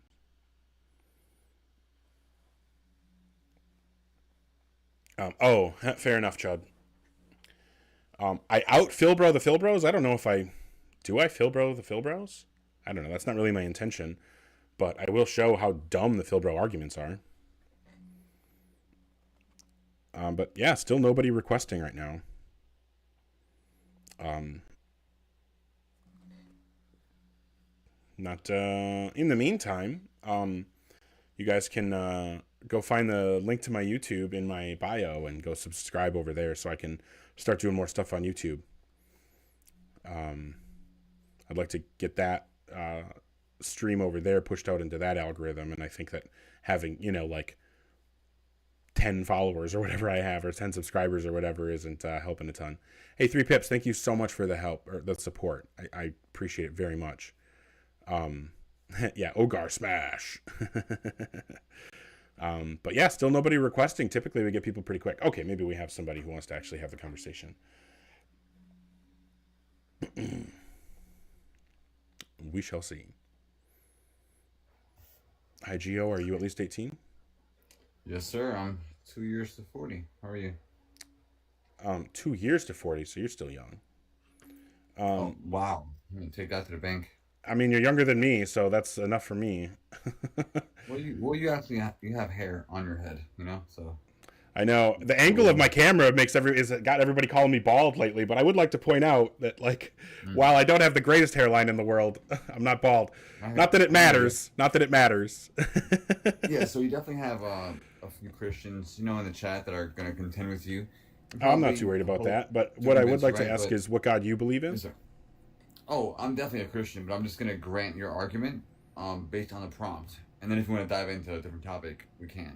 But in regards of the context of your question or statement, God is fiction, I'll grant it, right? I'll grant it. But in the same way that Harry Potter and the Sorcerer's Stone is fiction, we can both read the same book. But, and trust me in this, I viewed Voldemort as a victim since the Chamber of Secrets. Okay, so well, I don't really want to talk about Harry Potter. I don't really want to talk about this. All I care about, the word fiction that you're using. Sure. All I care about is whether or not it's true that a God exists. If you agree that it is not true in reality that a God exists, then there's nothing to talk about. So yeah, it's true because logic is true. Okay, so now you're rescinding your previous concession, and now you're saying that God does exist and isn't fiction. No, I was explaining to you how your use of fiction is subjective. When I say fiction, I'm saying that anything that is, exists in stories but not reality, that's what I'm defining as fiction. God exists in stories, but he doesn't exist in reality. So that would be my definition of, that would fit my definition of fiction. That's why I'm saying God is fiction, because God does not exist in reality. If it's your position that God does exist in reality, then I would love to hear the argument or evidence so that I can take that position as well. The epistemology of the Orthodox Church. Okay, that doesn't mean anything. Give me the evidence or give me the argument. The grounding foundation of Christianity is the eyewitness accounts of the resurrection of Jesus Christ. Okay, where can I find eyewitness accounts of Jesus' resurrection? Well, you'll find way more manuscripts on Jesus than you will of Socrates. That wasn't my question, all Gio. Based on preference. Gio, that wasn't my question. What's the answer to the question I actually asked? Well, if you look at Corinthians 15, it speaks about if the resurrection didn't happen, then Christianity is false. Okay, So You that's don't, the question. Gio, you don't get to just pretend that we're talking about something else because you're afraid of the question. Okay? I'm just going to continue asking you the same question over and over again until I either get sick of you dodging and drop you, or you answer the question. So I guess it's your choice which way you want to go. Where can I find the eyewitness testimony of Jesus' resurrection? It's a loaded question. Like there's no way for you to find Your unconnected position, account Gio, your of the position, resurrection. Gio, your position is that the eyewitness accounts of Jesus' resurrection are the best evidence for Christianity being true and God existing. So if that's the case, then there must actually be evidence. There must actually be firsthand testimony of Jesus' resurrection. Otherwise, you would be agreeing that there is no evidence for God. So either there's no evidence for God, or there is firsthand testimony of Jesus' resurrection. Which is it? Well, you reject Paul as a source or Paul's creed. Okay, that's not an answer to the question. Did you understand the question that I asked you? Well, historicity is. Okay, so I'm going to try one more time, Gio. I'm going to ask you the question again. And either you're going to give a direct answer, or anything other than a direct answer is a concession that God doesn't exist. Is not evidence. So what is where can I find the eyewitness testimony of Jesus' resurrection? You're just looking to drop somebody because you don't answer any questions. Yeah, I'm dropping you because you don't answer questions. That was a concession, Gio. That was a concession.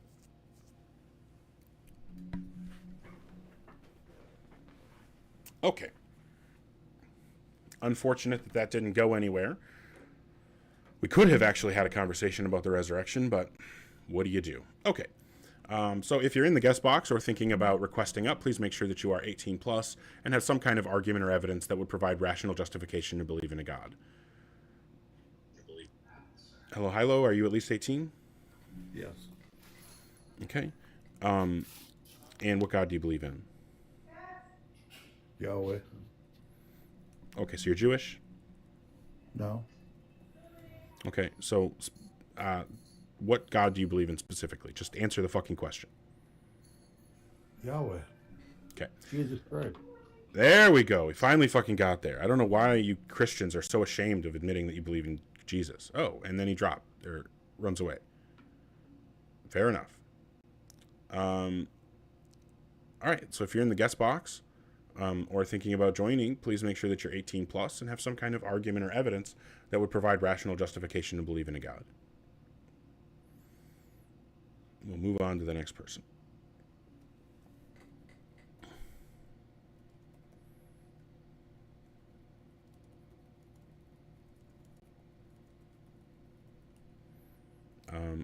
I guess it didn't connect. Okay.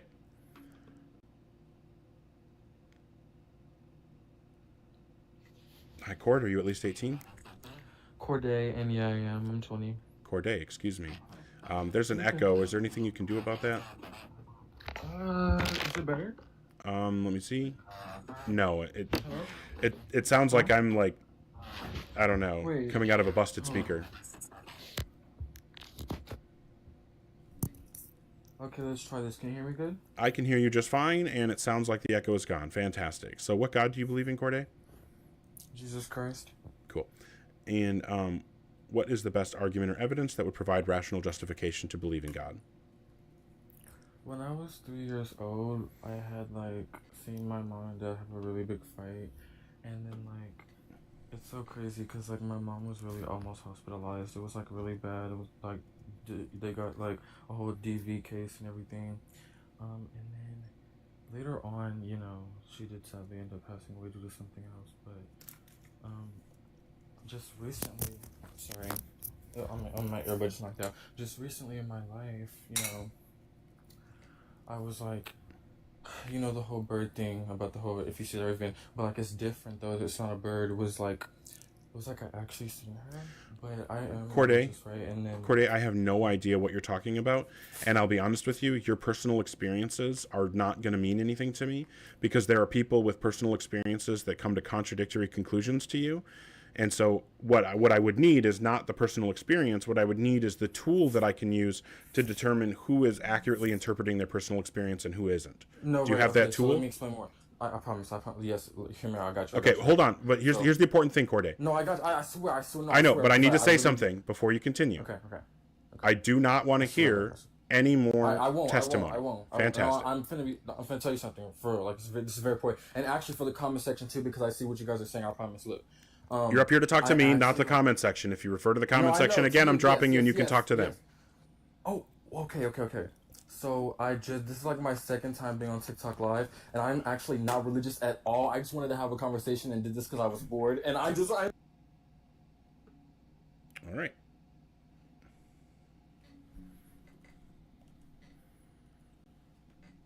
Okay. If you're in the guest box, please make sure that you are 18 plus and have some kind of argument or evidence that would provide rational justification to believe in a God.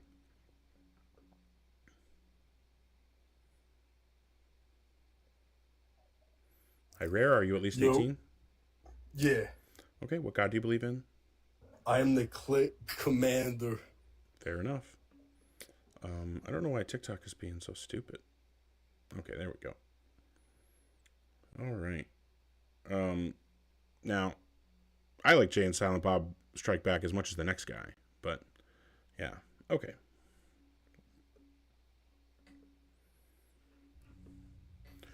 Hi, Incognito. Are you at least 18? Yes, I'm 18. Okay. And what God do you believe in? I used to be Muslim, but how do you call it? Right now, I'm not in no religion because how do you call it? I feel like you're born into a religion. Okay, but I'm just I don't asking know. what your God belief is. I don't believe in no God. Oh, I okay. know there's a God, but I'm not in no religion. I feel like there's hundreds of thousands of religions. Okay, hold on. You just contradicted yourself. Do you believe that a God exists? Yes or no? Yes. Okay. I believe there and is a God. and please describe the God that you believe exists. Just the creator, just Is it like that is it like an immaterial mind that created the universe? Yes. Okay. And what's the best argument or evidence that would provide rational justification to believe in that?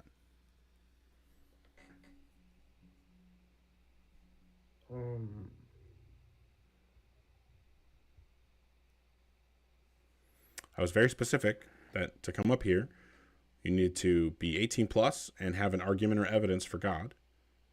I don't know. I mean, were you just not listening or what's going on?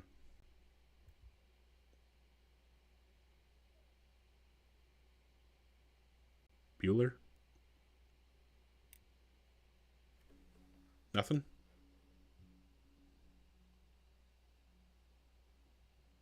Fair enough.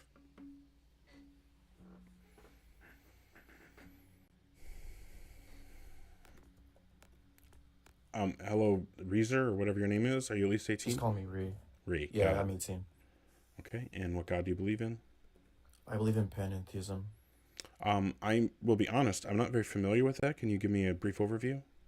So there's pantheism and panentheism. It's just the only difference is transcendence. Panentheism, I believe that there's a God that transcends our universe, and the universe exists within God, and God exists within our universe. It's the basis of my religion. I don't understand what you mean by transcend in that sentence. So, like, it follows the normal theologist's way of how a God transcends. Like, I don't know how to explain. Like, you know, like how Jesus and in Christianity, God transcends. Nope. It's just God is a higher dimension plane than our universe is all. Yeah, I don't know what that means. I'm asking you to describe it to me in a way that I can understand, please. I just believe that the creator of our universe exists in a higher plane. Okay, so not in the universe? Yes. Okay, so it is your position that God does not exist inside the universe? He exists in a higher plane, yes. Okay. And what would you say is the best argument or evidence that would provide justification to believe that this God exists? I believe that everything is contingent on something else. That's what I believe. I believe that humans are contingent on food. I believe that trees are contingent on Okay, sunlight. so you're not using that in the modal logic sense, you're using that in like the dependency sense? Yeah, the philosophical sense, yes. No. No. The philosophical sense would be to use modal language, contingent meaning exists and doesn't exist in all possible worlds, or rather, maybe a better way to say it would be contingent would be could have failed to exist. And so saying that humans are contingent on food is to not use it in the philosophical way. So you're contradicting yourself. You've contradicted yourself twice now already. So I just need you to be clear. Are you using contingent in the modal sense or not? The modal sense. Okay. So, okay, we're going to just pretend that the whole food thing didn't happen then. So you're saying that everything in the universe is contingent, and I'm assuming that it's your position that God is necessary? Yeah. Okay. Is God's existence sufficient to bring about the universe? Yes. Okay. So I'm going to lay out an argument for you here, and we'll see if we can come to some kind of agreement here. So God's existence is necessary. And then we'll say God's existence is sufficient to instantiate the universe. Then we'll say if A is sufficient to instantiate B, then B exists in all worlds where A exists. So then the universe and everything in it is necessary. So your position that the universe is contingent and that is contradicted by your position that a necessary God's existence is sufficient to bring about or to instantiate the universe. So what your position is now is that the universe is necessary and the universe is not necessary. This is your current position, and I think that probably the best way to get rid of this contradiction from your view is to reject one of these premises. If you want to resolve the contradiction some other way, you're welcome to do so, but I think the easiest way to resolve it that I can see is rejecting one of these three premises. So, like, can I ask a question? Like, let's say in panentheism, the universe is an extension of God. Would that get rid of the contradiction? Well, if you're saying that the universe is necessary and you drop the position that the universe is not necessary, yes, that would resolve the contradiction, because then you would no longer believe both that it's necessary and that it's not. Okay. Well, I mean, because, like, in panentheism, they believe the universe is an extension of God and all things are sacred. Okay, so we're just saying that the universe is necessary, and we're getting rid of the position that the universe is not necessary. Yes. Okay, fantastic. So the issue that we're going to run into now is just one of parsimony, right?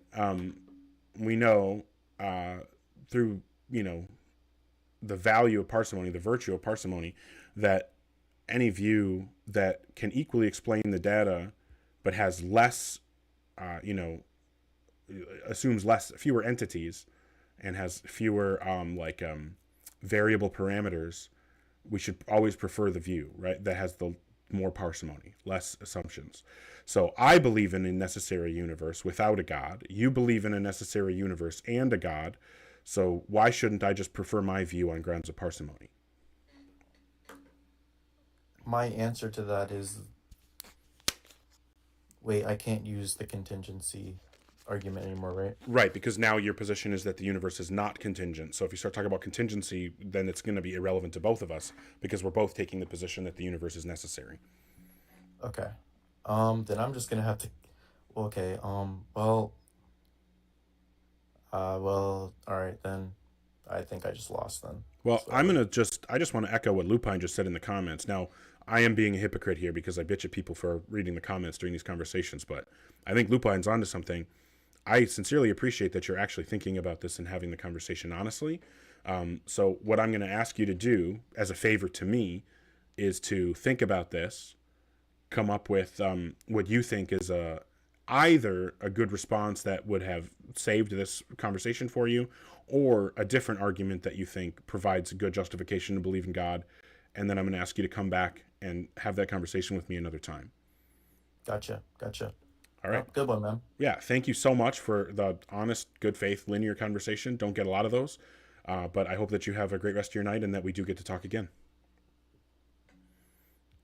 We'll see you. Yeah, honest guests are awesome. So W in the chat for that guest. Yeah, W for Ree. I may have just dropped Noah's Ark unintentionally. I was trying to drop Ree, and then I think that he dropped when I did, and I accidentally kicked out Noah's Ark. Okay, yeah, because you were next, and I did not mean to kick you out of the guest queue there, so that was my mistake. Hey. Hi, Noah's Ark. Are you at least 18? Yeah. And what God do you believe in? Currently I'm still like searching, but I guess in this situation I would make my case for probably Jesus, and also I'd make it for just the fact alone that even if it's not, I do feel like there is like a God or something that willed this into being, but I think the way we interpret God and what we call God might be wrong. Okay. But the reason I guess yeah, that's fine. oh, sorry. Yeah, so I'm getting myself feeding back. Oh, now it's gone. Okay, never mind.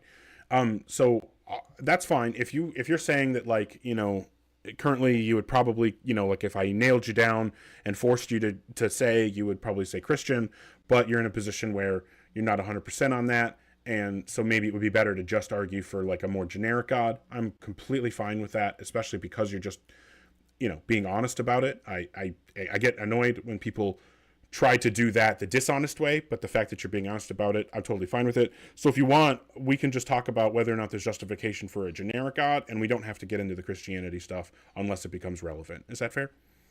Yeah, that's fine. Cool. What would you say is a good argument or evidence that would give me a reason to believe in a God? Well, I guess believing in God is like a being or some idea is necessarily just a concept that like we can grasp or hold on to, but I would say that grasping and holding on to things exists within what God created. So all the thoughts we have of God are just something, you know, existing within creation that we're finding. So I mean, maybe God is just simply like how some, I guess you could say religions, if you want to call them that, or ways of looking, say like how that guy was saying God is everything. Maybe God, because I used to kind of see the world that way, but then I kind of was like, well, what about good and evil? Because, you know, I do feel like personally, Well, I feel like we're doing a bit of a gish gallop here. We're touching on a lot of topics, but we're not really getting deep into any of them. What I'm going to ask you to do is to pick one specific thing and drill deep into it to show me why that one thing should give me a reason to believe in a God. Now, if your position is, well, no one thing is going to get you there, it's a cumulative case, that's fine. We can only talk about one thing at a time. So I'm just going to have to ask you to pick the one thing that you want to discuss first. And if we can get to more things, we will. Okay, but I'm going to lead it into, I guess, back into where I would say I would lead it into Christ, because obviously I feel like there is, you know, obviously a God, we're here for a reason, but how, like I was saying, how we interpret God, and the reason why I'm kind of going more towards Christ now is because the good and evil scenario, because I feel like, you know, there's an intention behind creation. There's a reason we're here and we have certain things in this world. And like, there probably is a good and evil. Whenever I, you know, look around at the things inside the world, I definitely feel like if you look at like history and stuff like that, the only reason Christianity was formed was because, I got to be careful what I say, but the same people that we're helping right now, we're participating in the government and stuff like this, we're helping these people build a society, and they're actually expecting a Messiah to come, and they have like 200 years left for it to happen. And if you I don't really know what we're talking about at this point, Noah. I'm a little bit confused. So it sounded like we were kind of starting out with a moral argument, and then you veered off into a bunch of other stuff. I understand that this is a really, really big topic. One of the reasons why I like talking about God and whether or not God exists is that it touches so many different topics. So I understand how easy it is to kind of start connecting it to a lot of different things. I don't blame you for that, but we do really need to hone in and focus on one thing. It sounded a bit like you were giving a moral argument. Do you want to go down that route, or is there another specific, you know, argument or piece of evidence you want to discuss? Yeah, I mean, I guess, do you feel like there's like certain things in creation that we're supposed to do and not supposed to do? You mean like morally? Yeah, like, do you feel like, I guess, Epstein Island and the things they were doing on there, certain things like that are morally wrong? Yeah, so I do believe that morals are objective, but I could, even if I held that morals were subjective, I could say that they're wrong in the whatever sense that you know, right and wrong is meaningful under a subjective view. The issue, though, is that, like I said, what I want to do is specifically get to what is the argument for God. And now I'm going to give you the argument that I think you're kind of hinting at, and you can tell me whether or not I'm getting it correct, or if I'm, you know, because I'm not trying to straw man you, but I am trying to focus the conversation. So it sounds No, I like, get it, I get it. sure. So I appreciate your understanding. So it seems like what we're talking about is, like I said, the moral argument, and that moral argument would be, you know, if, I'm sorry, my computer's being stupid. Okay, so the moral argument would be, if objective moral facts exist, then God exists. Objective moral facts exist, therefore God exists. Is that kind of what you're saying, or am I not understanding? I mean, like, in a sense, yeah. I just feel like there's like a purpose, like, because you obviously, in my opinion, there's something that willed this into being. But when I look around at the world and how human beings, like, imagine you watch bears kind of become conscious enough and they start trading and they start making music, and what they rap about in their music is how many other women bears they want, how much money they want, this and that. It would reveal the hearts of, I guess, of how they view the world. And I'm like, I feel like human beings are capable of much more. And I feel like the person, I have no idea what we're talking about at this point. I know. Noah. Yeah, I know. I'm just saying that I feel like saying, like, if saying God is fiction, I guess I was trying to point to God isn't fiction, and maybe there's like certain things in this reality that are pointing to, like, who God is. Well, I'm asking you to give me a reason to believe that God is real, and so far I haven't gotten that. And I tried really, really hard to get us to an actual argument, and it sounds like now you don't want to actually engage in that argument. So I'm really struggling here. I don't know if we even can have this conversation. So I'm just going to ask you one more time. Is there some kind of argument or evidence that you can provide that would give me justification to believe that a God exists? You exist. Okay. Well, I'm going to take that as a no. I appreciate you trying, though, and I hope you have a good rest of your night. If you're in the guest box, make sure you're 18 plus and have an argument or evidence. 18. Correct, yes. Cool. 18. Cool. And what God do you believe in? My personal belief, biased opinion, would be Christianity, but that's not my scientific reasoning as to why God exists. Okay, but you believe in the I Christian do have God. a biased opinion on why God exists, but then I also have a grounded scientific reason. They're completely separate, though. Separate. My Well, reasoning, my I'm explanation starting would off be- here. I believe in Christianity, Hold but on, that's not hold going on. to be included in my explanation. My Hold explanation on. will simply Calm down. prove Calm down. Peter or God exists. Can you not hear me? Is there an issue? Does that make sense? By the way, I will be lagging a little bit.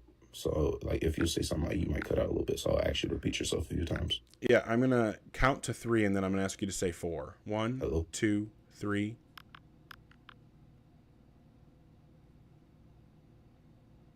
Hello? Okay, so it sounds like we're not connecting here. So I'm going to have to go ahead and move on. I don't know if I'm having some kind of... I'm lagging really. Yeah, there's a really bad lag there. I don't understand I don't know if I'm having issues or it's just TikTok Studio or what. Thank you for the support, Noah and Peacemonger, Truth, 3 Pips, Lupine, both sides, Poopman Jones. Sincerely, thank you all very much for the support. Okay. We will see if we can have a good conversation. If you are in the guest box or thinking about joining, please make sure that you are 18 plus and have some kind of argument or evidence that would provide rational justification to believe in a God. We'll bring up Boz, it looks like. Hi, Boz. Are you at least 18? Yeah, brother. Okay. And what God do you believe in? I believe in the biblical God, Jesus, and all that stuff. Okay. And what would you say is the best argument or evidence that would provide rational justification to believe in a God?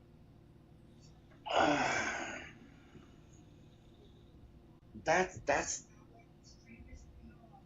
so life experiences, you know, and I'm not going to go on blah blah blah, but you know, I grew up. My dad was a preacher, non-denominational, you know. But as I grew up, you know, Well, personal started experience doing- isn't going to get us very far, Boz, because all kinds of people from different, you know, religious traditions and different spiritual beliefs, you know, support their position with personal experiences. So obviously I can't determine just on the, you know, reports of personal experience whether or not, you know, the God that the people believe in who had those experiences actually exists. So personal experience isn't going to get us anywhere. So what is something else, some argument or evidence that actually could give us a reason to believe in a God? I have seen both sides of good and evil. I been believe on you, both Boz, sides. but that's irrelevant. So what would be a relevant No, it's conversation not that we can have? How's it irrelevant? Okay, so then How is draw the that connection irrelevant? to me. How does your experience of good and evil demonstrate to me that a God exists? You can't have one without the other. That has nothing to do with the question that I asked. Do you know the question that I asked you? Was prove to you that God exists. Well, That's you not what I can't said. have good. That's not what I said. I'm sorry, I misunderstood. Yeah. What would be some evidence or an argument that would provide rational justification to believe that a God exists? The earth that we live on would be a good example in all of our existence. I mean, What I where need you did to we do, come from Boz, if God didn't exist? if I was trying to provide support for atheism and you asked me, well, why should I think that there are no gods? And I said, well, my personal experience. I've had experiences. I've experienced good and evil. Do you think that that would be a good argument for why you should believe in no Yeah, gods? but we just went past that. That was a yes or my no answer question? was, That was a yes or no question. It requires a yes or no answer. we are living on a That planet. wasn't a yes or no answer. I'm on going a to give you flat one more Earth. opportunity. Either you provide a yes Okay. or no answer a yes or no answer to the yes or no question, or I'm going to move on. What's your answer? Okay. What was your question? Okay, so you're just not listening, or What's your what? question? No, what is your question? I misunderstood. Okay, are you actually going to listen this time? I'm trying. Okay. What I'm asking you for is an argument or evidence, and your response has been things like, oh, my personal experience, I have experience with good and evil, blah, blah, blah, those kinds of things. If I gave you the same argument as an attempt to support atheism, you would probably say it's a bad argument, right? Heard. Yeah. Yes. And so it's also bad for you to give it. So what I'm asking is if you have a not shitty argument that you can give that would give me a reason to believe in a God. You know, brother, I just don't know. I don't know that I had that. Okay. So maybe I wasted your time, and I apologize. All right. Well, I hope that you have a good rest of your night. You. Oh. All right. Well, let's be honest here, Catholic thinker. It's not that I want to be convinced that God exists. I just want to be convinced of whatever is true. So if it is true that a God exists, then I do want to be convinced of that, but that's contingent on whether, or dependent on whether or not a God exists. It's currently my position that no gods exist, but I could be convinced to change my position. I don't know why my computer is acting like it's having problems. Okay. We'll see if we can get beatboxing back up here. Okay, can you hear me this time? Can you hear me now? Yeah. Okay. Because I was just cutting out before. Yeah, I could hear you, but it sounded like you weren't able to hear me. So we'll try this again. You said that you were... Your screen that went black for a minute. Sure. So you said that you were Christian, correct? My personal bias... my personal bias opinion has no correlation or relevancy to my actual argument. Yeah, so I wasn't argument's asking just anything gonna like prove that. Yep, I didn't say anything like that. So, Right. so Okay. what is the best argument or evidence that would provide rational justification to believe in a God?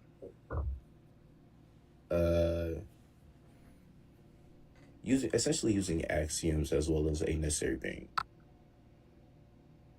Do you know what axioms are? Mm-hmm.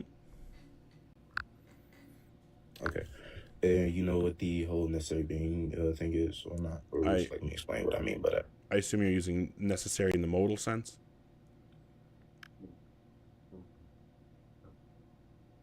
Necessary to avoid a nonsensible infinite regress. So yeah. Okay, so When you say are. modal sense, are you referring to like an S5 system or F4? No, I'm not referring to a specific logic system. S5 would be a No, I'm not referring to. I'm not referring to KT or KTB or any of that, or KTB4 or whatever. Like, I'm not referring to those systems. I'm not, trying to lock you into a specific modal logic. I'm just asking if you're using necessary in the modal sense, or if you're using it in some kind of like non-philosophical sense.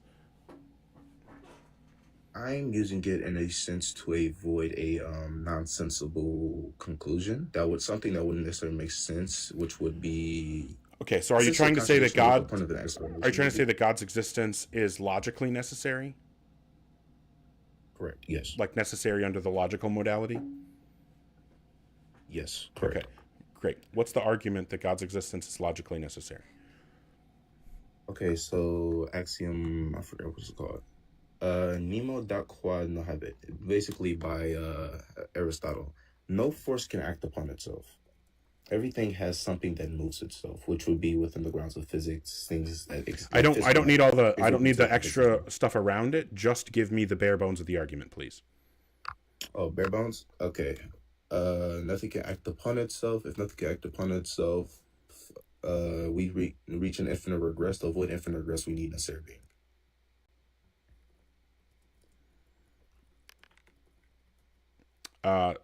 Premise 1, no force can act upon itself. Premise 2, if premise 1 is true, then there's an infinite regress. Premise 3, there's no infinite regress. And then conclusion, God exists. Infinite regress, we need necessary being. So conclusion, there's a necessary being. Correct. Okay. This is like really, really far from being a valid argument. Do you understand what validity is? Correct. Okay. So if you understand validity, then you would agree that this is not a valid argument, right? Why? I mean, if you think it's valid, then by all means, explain the inference to me. Just give me your explain. No, you're basically essentially you're implying some disagreement with my point. So I want to know why. What don't you see? What seems to not make sense? Why wouldn't it be? It's not valid. Are you saying that you lied and you don't actually know what validity is? I want you to explain your point. When you're using validity, we could both have different interpretations how we use validity. Yep. I'm using validity in the philosophical logical sense, right? So I'm saying that this is not a valid syllogism. Do you know what it means to say that a syllogism is or isn't valid? Syllogism. Off the top of my head, no, I don't know what that means. Syllogism. Okay. Sure. So a syllogism is what I've got on the screen right now, a series of premises from which we can infer a conclusion. And a valid syllogism is one where the conclusion follows from the premises. Or, well, maybe that's not the right way to say it. So a better way to say it is a valid syllogism is one where it's not possible for all of the premises to be true and for the conclusion to be false. So, like, if we did a complete truth table for the syllogism, and we would, in order for the syllogism to be valid, we would have to see that the complete truth table has no lines where all of the premises evaluate as true and the conclusion evaluates as false. So that's what validity is. And what I'm saying is that fundamental truths or subjectives. I'm not saying anything. Truths, your explanation. I'm not saying anything about Truths subjectivity. I'm not listening to irrefutable facts, epistemological wise. I don't know why you think that you can just like tell me what my positions are, or how you think that's a good rhetorical move for you. That's not what I said. Promise you that it's not. So all I'm trying to get at here is whether or not you understand that this argument isn't valid. Okay, you're not explaining why. You're simply pointing out so what I'm explaining, so I explained what validity was, and I'm saying that this argument isn't that. Do you still not understand? No, you gave a logic on why you could interpret it as false, but you didn't explain why. No, what I'm saying is that the conclusion does not follow from the premises. It's possible for the premises to be true and the conclusion to still be false. The reason for that is that the conclusion isn't, like nothing in the premises actually gets us to this conclusion, right? The concept of a necessary being would have to be in the premises. Like, for example, if we tried to like formalize this into like sentential logic or something like that, we could say, like premise 1 is going to be something like not F, and then premise 2 is going to be not F implies not F implies I, there's an infinite regress, and then 3 is not I, and then conclusion,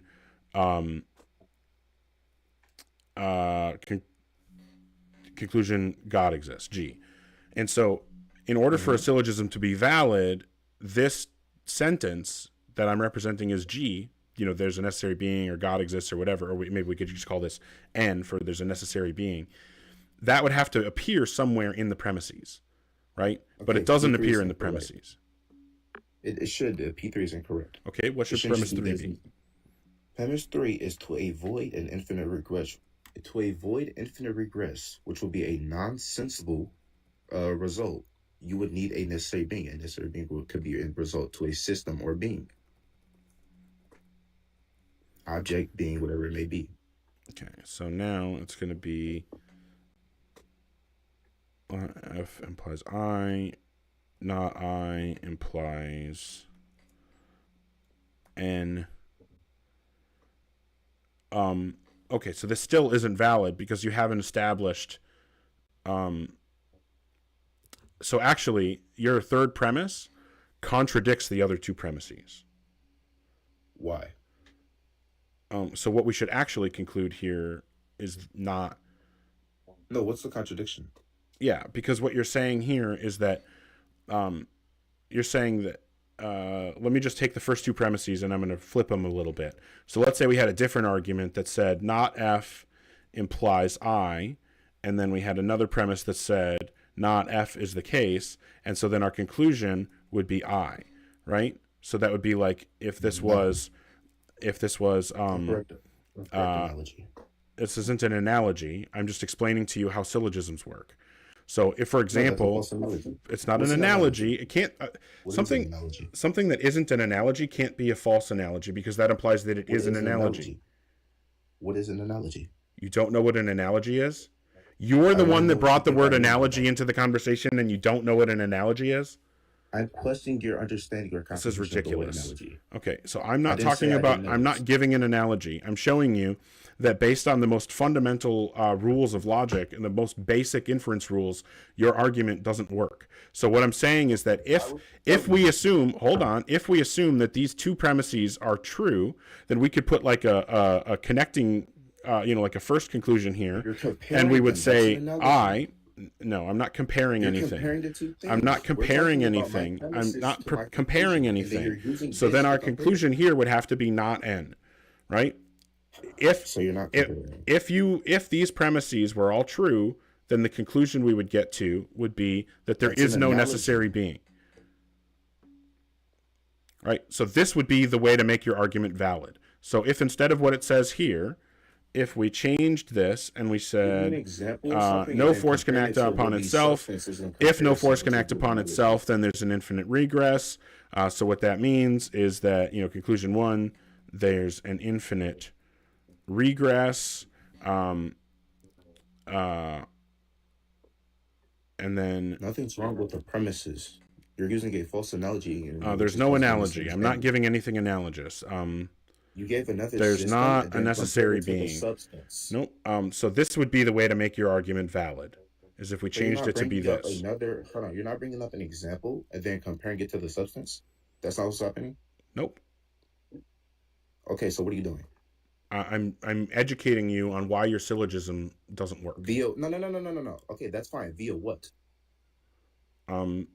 By showing you the problem with it. By elucidating the problem. By doing what? To show me the problem, what would you have to do? Draw out the inferences and make them more explicit so you can see the problem. Hold on. Now listen. For there to be the problem, there would have to be a correct version. That means you have to compare that correct version to the false one. That's an analogy. That's a comparison. That's not an analogy. No? Nope. That's not an analogy. Definition of it, hold on. What I'm doing here, okay, hold on. So we're not going to get bogged comparison. down in analogy bullshit. No. So this is all meta nonsense. It's completely irrelevant. So either you want to actually discuss the substance or you don't. Do you want to discuss the substance? Yes or no? That's what I'm trying to do. Okay, fantastic. So if you want to discuss the substance, then you're going to shut the fuck up about this. Okay, fantastic. Clearly, there was no desire to discuss the substance there. Unfortunate. I'm not giving an analogy. I'm simply rearranging the premises to show how this would be modus ponens, right? So modus ponens is going to be, oops, Jesus Christ, I can't type. P implies Q, P, conclusion, Q, right? That's modus ponens. So now what I'm saying, oh yeah, you're right. No, I know he's gone, CT. I kicked him. I'm just trying to explain to the chat what's happening here. What I'm doing is simply rearranging these first two premises and adding in an intermediary conclusion in order to show the problem with the argument as it was presented. This is an invalid argument, which by laying out the inference rule here, because again, this was supposed to be N, we would have to conclude that there is an infinite regress. And then he's trying to use this, there can't be an infinite regress, and then draw a conclusion from that when he's already established that there's an infinite regress. And so I was trying to show the issue with that. But I think that it was pretty obvious that he was too afraid of the fact that, you know, I was showing the problem with his argument to actually continue engaging in the substance. And there's not really a whole lot to do at that point, unfortunately.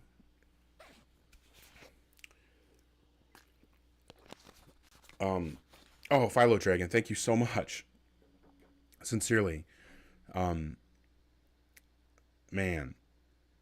I legit was like, I mean, I need to become a hat guy.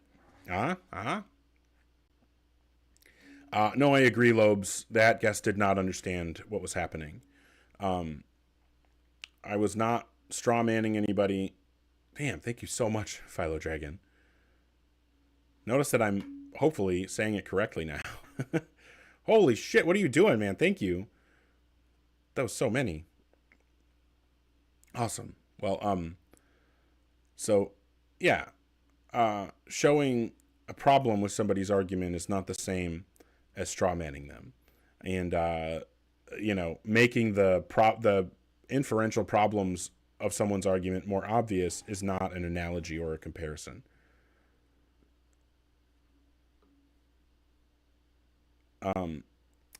Yeah, that's a good point, Randy. I was trying to show the problem with the argument so that we could try to fix it and actually discuss a better version of the argument that works. Unfortunately, we were never able to get to a better working version of the argument. Oh yeah, comment on YouTube. I'm teaching people logic. It's certainly not my not my intention to be up here teaching people logic. I would have to be pretty arrogant to think that like I could be a logic instructor. However, I do know some basic things about logic, and you know, I don't think that there's the problem is that so many people come up and give arguments that should make it clear that they don't know the first thing about logic. I agree, Poopman Jones. I agree. But yeah, I mean, the goal is to just have good conversations. Something has whatever. So we are past 10 p.m. I have been live for more than 2 hours. Oh, Hercules, thank you so much for the support. But yeah, I've been going for more than 2 hours. Typically, I keep it to around 2 hours. And since I don't currently have anybody requesting, I'm not sure that there's, you know, probably not worth like resetting the live and going again. Damn, Hercules, thank you very much. Yeah, CT, I'm in Central Time. Yep. But yeah, it is post 10 p.m. and that's typically when I end the live. And like I said, don't have anybody requesting currently, so I think that we will go ahead and end the live. I do appreciate everybody for hanging out, for supporting. Bradley Cooper coming in at the last moment supporting, and Poopman Jones sending support at the end. Thank you. Thank you everybody for being here, for interacting, for sending gifts. I sincerely can't thank you guys enough. But as I try to do every time I end the live, I want to just remind everybody, tomorrow is not guaranteed. You don't know how many more opportunities you're going to have to let your family and friends know how much they mean to you. So take every opportunity to hug them, let them know that you care, because